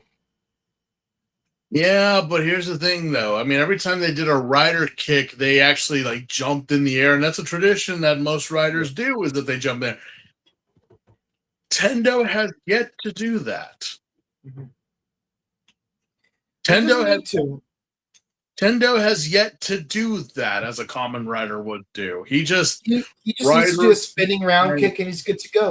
He's like Chuck Norris. He's like, kick, and just boom. I'm like, okay, I know the Chuck Norris thing was being a very, very popular thing at this time, but like, only Chuck Norris can be Chuck Norris, okay? Chuck Norris doesn't need to do a rider kick. He just lifts his foot and they're all dead. Yeah. Oh my God. But hey, great Chuck Norris reference. They both specialize in using a spinning round kick. Yeah, they're just like, just doing the roundhouse kick. I'm like, all right. And now we get to the final episode of this review called The Ramen Way, which, god damn it, if there are no ramen places open at this hour over here in the city. Yeah, as I mentioned, the reason why Kirishiro wanted the ramen was because he thought it was a French dish, ramen. But it's... Right. But yes, so for the first time in the show, we see an ability that writers can very well use, but for some reason, I haven't used it yet, where they can put their mask form armor back on, even partially. What? Yeah, so Kabuto, he puts his mask forms forearm armor back on to block the sword sector while he uses his Kabuto kunai to go for the checkmate. When could we do?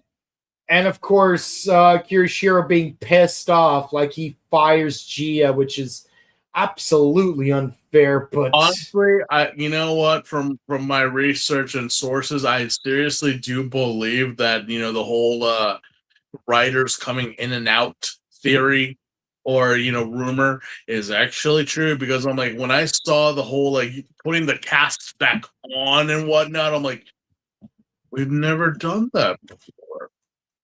And already in episode in the 20s, in the mid-20s, we're introducing that concept.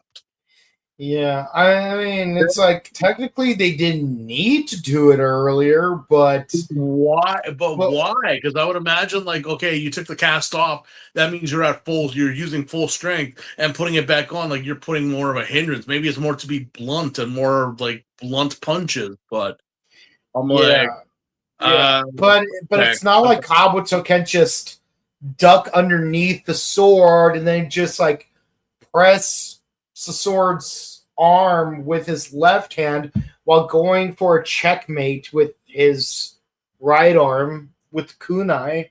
He could have done that too, but no, he chose to armor back on and then just block the sword with his arm. Yeah. And so Jaya gets fired because of that, and I'm like, you still haven't told Tamaki, have you? You still haven't told him that he's like broke, right? Doug, we haven't mentioned that yet? Because seriously, this episode made me like, aren't you like broke, like MC Hammer broke? Aren't you like Dennis Rodman broke? Like, why the fuck are you buying and importing cooks from all around the world to make a ramen shop? Just because you misinterpreted a word and thought it was French. Yeah. I don't think there is even any French, there's any pasta or any noodle type dishes in France. Unless you want to say it's Italian, but I'm like, the French are not really known for their intake of carbohydrates unless it's with coffee. Either or. I'm like, well, okay, apparently Tamaki over here, just when he hears a word, he just hears it in French. Mm-hmm. Anyway, yeah, so the key to everything is in Shibuya. So we have to go to Shibuya, but it's like you're not allowed to go to Shibuya.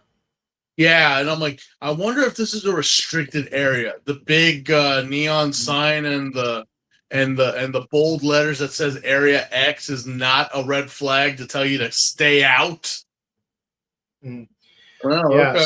So apparently inside of Tsurugi's house, you have a competition between the best chefs from around the world. A Chinese chef, an Italian chef, for some reason a Hawaiian chef, who weirdly enough looks more Italian than the Italian chef. Well, I mean, Hawaii is part of America.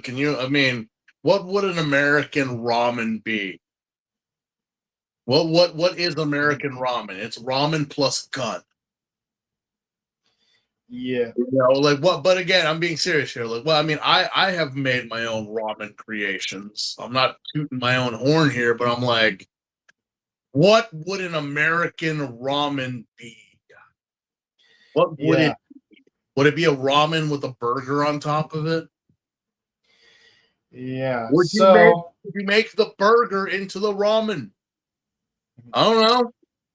Yeah, so Tsurugi even gets like the media involved. It's like yeah. why'd you hire all these chefs? It's because I want to challenge that man to a duel against the rest of these guys. And like he throws black gloves at Tendo, and then Tendo starts playing hacky sack with those gloves. And it's like, yeah, I have no reason to compete against these guys. I got this ramen stand over here, and I just want to make my grandma proud. If you want, I'm not going to force you. I have my shack and my granny's love. I don't need no fancy chef. I'm like, good for I you. have nothing to prove to you guys. Good for you, Tendo. Good for you. Yeah. As for Tamaki over here, I'm like, you know what? This would have worked. You know, see, this is why I say, Yusuke, you're more better when it comes down to comedy, because Kiyoshiro here is just, yeesh. Oh God, just really. Yeah. This would have been more better if you were taking it in a more comedical standpoint than being so fucking serious. But regardless, it's like, we need a third opinion. Who will have the best ramen? Will it be Tamaki or will it be Tendo? Young Miss, a word. Yeah, and then they go to Misaki. It's like, ma'am, what is your favorite type of pasta? Buckwheat soba. And I was like, again, buckwheat soba. Like, most people are like, wait, why are you saying it that way? What's so wrong with you don't understand what buckwheat is. Okay? It's, you think noodles are noodles, pasta is pasta? No.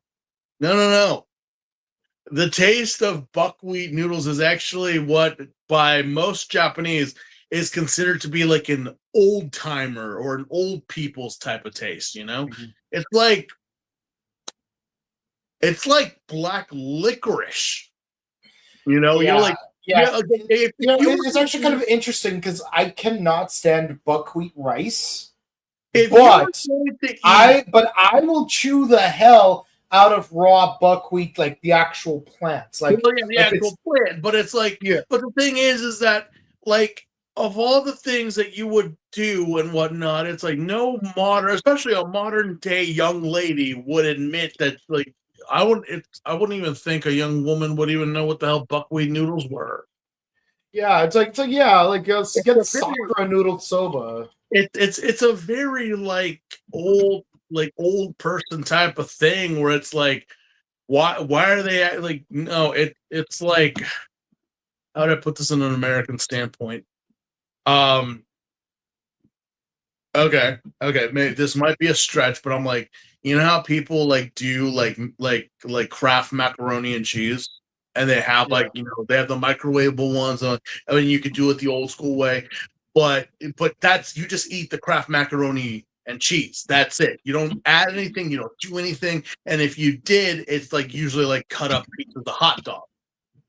Oh, which I'm like, yeah, I know, I'm starving here, but it's like, what is Kraft macaroni and cheese if not Hamburger Helper, which is like a thing that has been around since our parents and grandparents? But it's like, wait, you put hamburger meat in your mac and cheese? That's weird. No. It actually accentuates the macaroni modern, because of the scene from the beef. What modern kid, what modern young lady would actually be like, what would you want, Hamburger Helper or Kraft mac and cheese?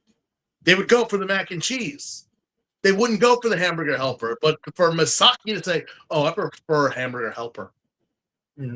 I would too. Well, me too. But I'm like, it's such like an old-timey thing to say. It's like, wait, what? Like, and mind you, I know my way around pasta romana. Like I can make cacio e pepe. I can make carbonara. I can make Alfredo from scratch. But like at the end of the day, it's like once in a while you just want some Hamburger Helper. I mean, for Uncle Ben's. Yeah, just the instant stuff. But it's like, yeah, no modern kid now would even look at that option because it's not. Well, I mean, thank you to everyone who's like, that's so unhealthy. That's all, bitch. That's how we grew up. Yeah, it's like high horse. Damn it! Like seriously, it's like that scene. It's like that scene from Ratatouille where he makes ratatouille. Yeah, get off your high horse, okay? Yeah. Oh, I don't eat meat. I don't eat processed food. Bitch, when you were in college and living with us, like that was like your favorite thing in the world. Now you're get out. Get out. And don't use I did it for survival as an excuse. No. Survival my nuts. Because just as well you could have gotten Go-Gurt. Yeah. But instead, you chose instant ramen. Don't even go with the Go-Gurt. Like, no, you only eat ennui. Remember, you don't deserve Go-Gurt. You deserve string cheese. That because I am above that. Yeah, that's Tamaki over here. Like, I am above such things. I will not. And yet, when it came down to what is the best ramen, and again, you had these chefs all over the world, which I'm like, really? Not one of these? Well, you're making ramen. What do the Italians want? I'm surprised the Chinese messed up. But not one had a good ramen dish until finally it was revealed that the best ramen dish came from your enemy over here, who was actually your ex-butler. Yeah. So and like when I worked at a restaurant and I was left responsible to hire like a new cook for the kitchen. You know what's the first thing I asked all the candidates to make for me? I'm pretty sure I told the story before, but I'll tell the story again if I have to. I asked them to make me a cheeseburger. Yeah, that's simple right. Cheeseburger. Yeah. You have access to all the ingredients in the fridge, but I want you to make me a cheeseburger. But sir, I could make an omelet. I can make risotto. I'm like, good. Make me a cheeseburger. But it's so simple. Good, then it should be no problem for you. It's like if making an omelet is so easy for you, then you should have no problem making me a cheeseburger. Needless to say, I have a reputation of rejecting like 95% of applicants. And it's like I'm basically like Kakashi from Naruto, where like he rejects like almost all of his students. And I'm like, it's unfair. It's like you're rejecting me because I can't make a cheeseburger. Yes. If I can't trust you to make a cheeseburger, why should I trust you to make an omelet? And omelets are not even on our menu. Yep. Yeah. But yeah, I am just like, this whole episode is about ramen, and apparently Hiyori realizing who Kabuto is finally. Mm-hmm. Yeah. And I'm like, I know that you were gonna be a bitch, Hiyori, but when I swear to God, when I'm like, the moment she finds out it's Tendo, she's just gonna like shut up and just be like, yeah. And Kagami, he looks at a photo of Hiyori's parents and notices, wait, that ring she's wearing, it's the same stone, but this is from before the Shibuya incident, so how does she have the stone from beforehand? Put a pin on that for episode 31 and 2. Yeah, because that was kind of like, wait, I thought the stone was from the meteor crash. No, well, maybe not. We'll see. And yeah, well, obviously we do get a little bit of a drama between Tendo and Kagami concerning Hiyori, but it's like really unnecessary because next thing you know, Hiyori gets kidnapped and taken to Area X. Yeah, and just to quickly finish off the whole Tsurugi story, yeah, he tries all these pastas except for one, the Hawaiian one, because it's like, bro, it's a blue broth of some kind. It's like he doesn't even try it. He doesn't even try it. But yeah, no, it's like wait, this one actually tastes good. Who did it? And it's like Tendo. It's like, Tendo, you made this? Well, actually, no. He made it, and of course it's Gia who made it.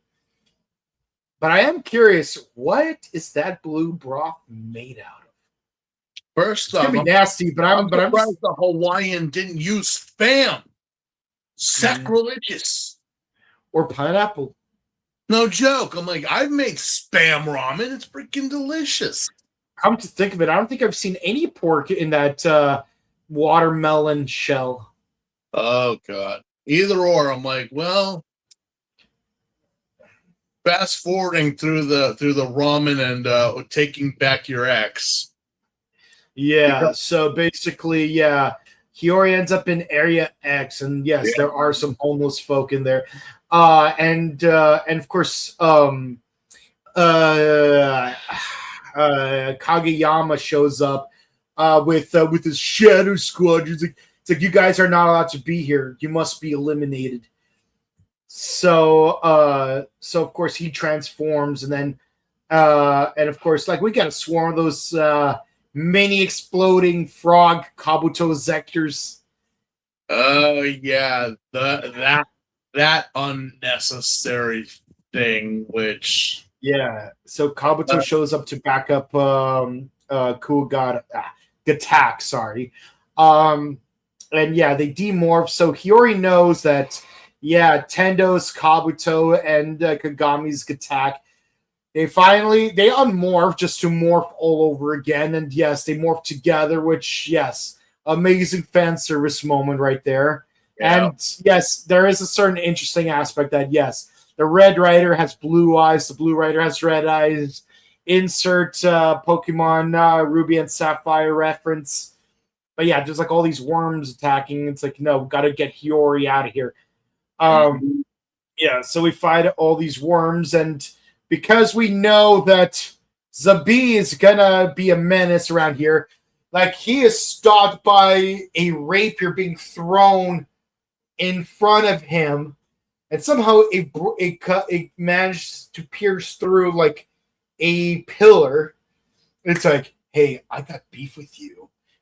Why? Because you didn't pay my butler. That's why. So it's Tsurugi versus Kageyama. So yes, you got purple versus yellow for some reason. And Tsurugi's like, you two get done what you need to get done. I'll hold them off. It's like, okay, cool. Yeah, so does this solidify Tsurugi as our official tertiary writer? Because hasn't been very clear as to who is the tertiary writer in this show. Is it Zabi? Is it Drake? Is it Sword? For the best part of the show, I suppose it would be Sword. It's just weird that, it's gonna be the fourth writer introduced. Yeah. And I don't mean fourth writer like, oh, X8 introduced Snipe in like episode 4 for tertiary writer being fourth to show up. No, I mean, like, we waited 20 episodes for him to show up. But yeah, so they get to the vault, and like, whatever the truth is behind Hiyori's parents is behind this vault. And then they open the vault, and we see a blinding light. And in that blinding light, we are surprised to see the ending credits. Yeah, to be continued. God, if there is a movie or a special that we got to do this, I'd say skip it. Mm-hmm. Oh, yeah. Is it for this week's review? And for the first arc. And yes, we get a quick look at the villains from Kamen Rider thus far, like Dr. Shinigami and the Great Leader and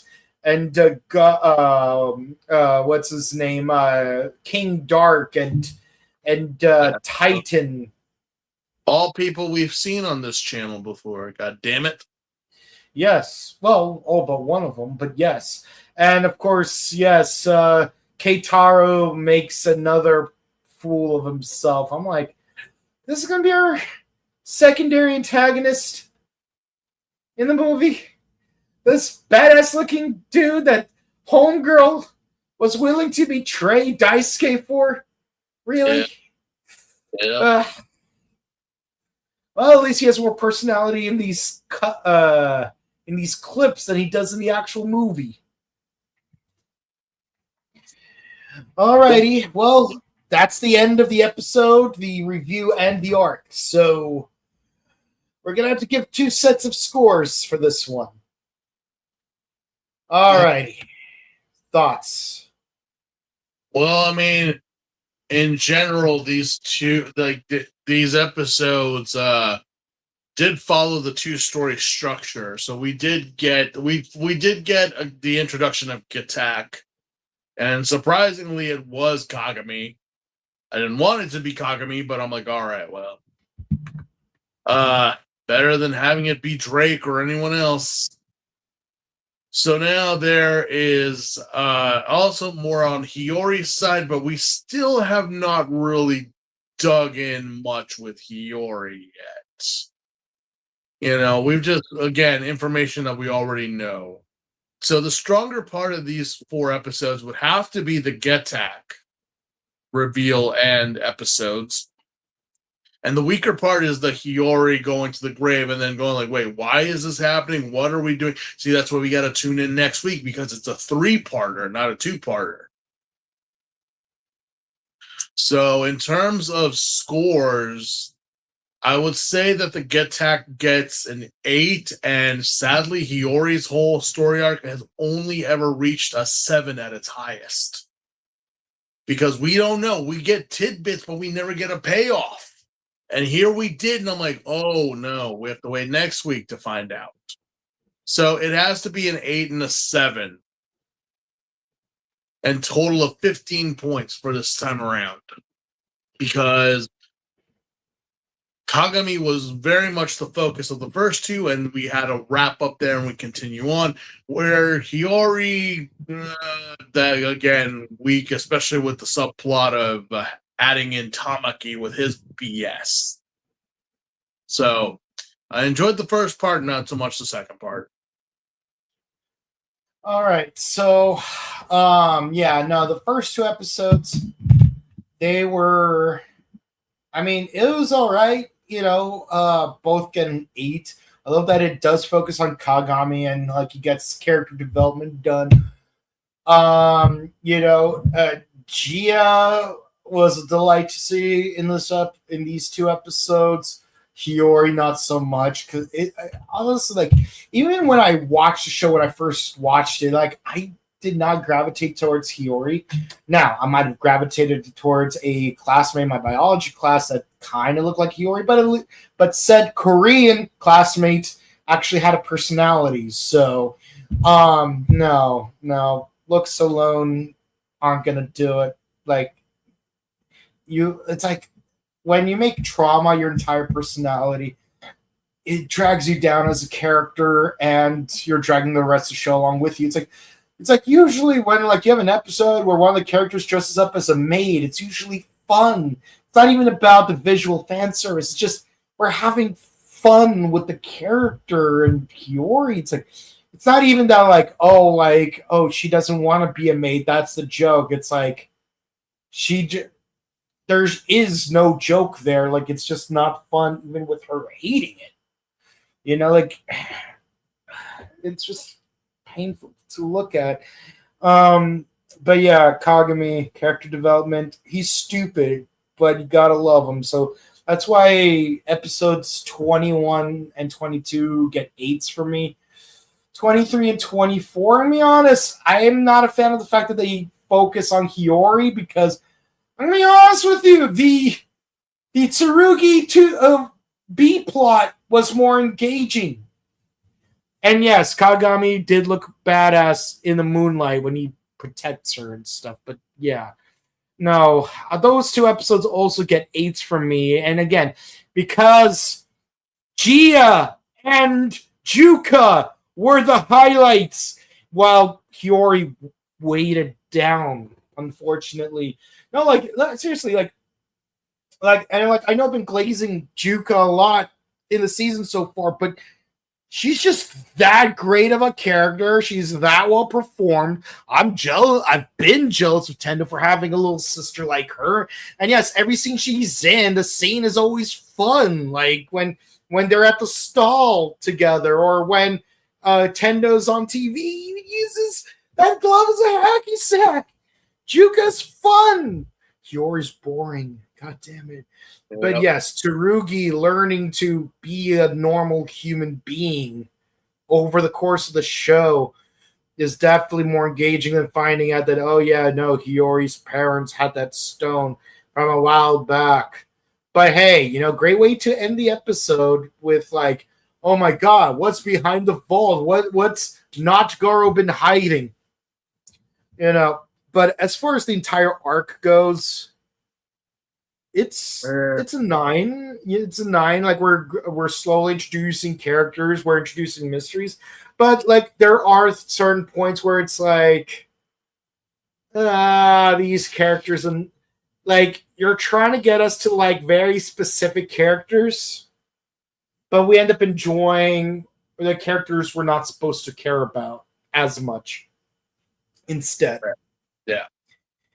Yeah, but Tendo's still a badass, so like the Tendo family, Tendo, Soji, and the Juka have to carry the show on their shoulders like Atlas, with occasional help from Gon, who's not in the show anymore, and from Gia. How about you? What's your score for the entire arc? Oh man.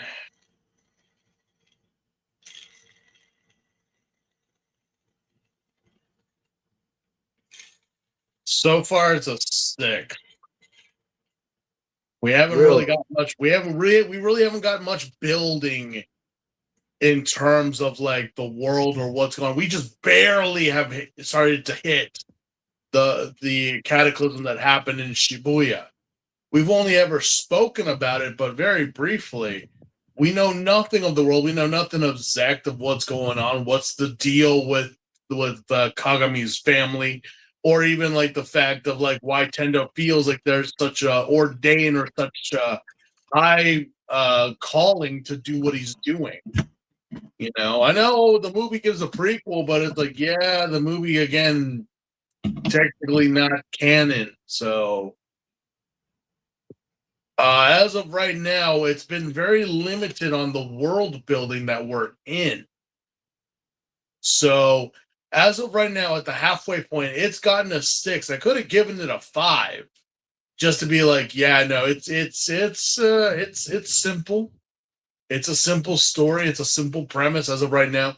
Until we get to the end, that I can give you a proper score, a proper way of feeling about it. But as of right now, it is just a simple show and a simple premise. So the highest I could go is a 6. Alrighty. Well, let us see what the comments have to say. Triple X Resi says, how did Kagami not see the red flags? Are you talking about the red flags in Hiyori or the red flags in the kid? Because the answer is yes. He's a boy. He's simple. I mean, we're all that way when we were younger. Like, how do you not see the red flags here? Because you're young and you're stupid and you're going to make mistakes and make all the damn mistakes. But hopefully you learn from it, which you did technically. By the way, you know what's funny is that the word simp has been used even as far back as the 90s. And yes, it does mean simpleton. Mm-hmm. Yeah. I just recently rewatched a movie from the 90s. For some reason, I don't remember which movie it was, but yeah, someone did refer to the main character as a simp. So it's like, look at that. It's like when Bulma used the word maladaptive during the original Dragon Ball. I'm like, you mean to tell me I could have learned this word 15 years sooner? Maybe even 20 years sooner? Had I had access to DVR back then, which DVR didn't exist at the time.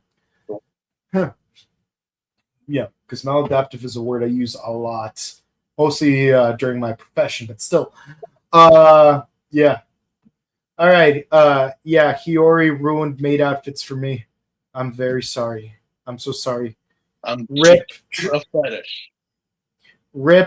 OXYZ's appreciation for maid outfits. Just like with Gon being Drake, Gia should have been Sword instead of Tsurugi, and he corrects himself. Yeah, I guess. Yeah, it's like what we said earlier with Ninja Steel. Like Levi's bodyguard should have been the Gold Ranger instead of Levi. Not hating Levi's actor, just saying story-wise it would have just been more interesting. Yeah.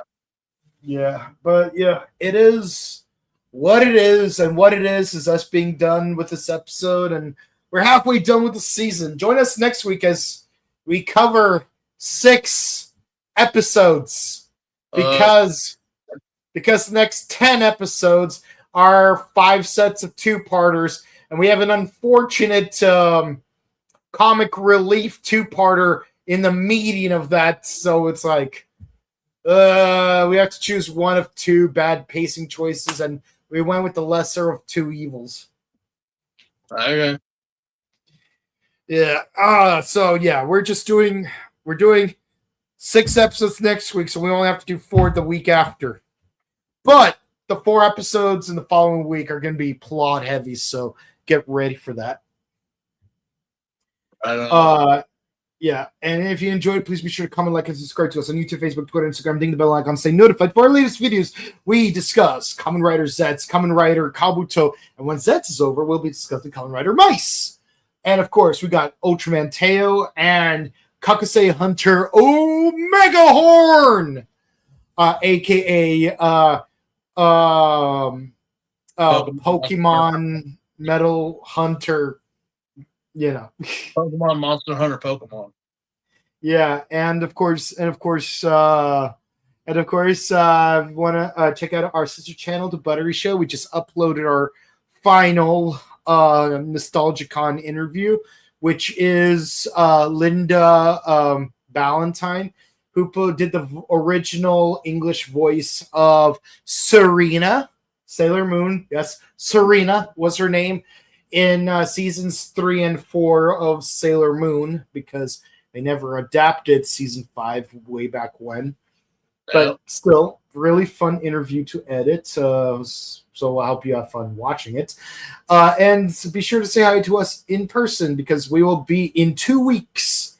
We will be at Power Morphicon on August 28th through the 30th at the Pasadena Convention Center, featuring VR Troopers, Beetleborgs, Malcolm Fink from Superhuman Samurai Cyber Squad, and of course, the cast of Mystic Force and Wild Force, and yeah, Sally Martin's going to be there so that means you could potentially have both best friends from Wendy Wu Homecoming Warrior.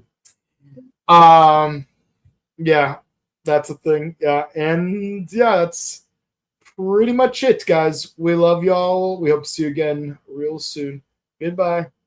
Good night, guys.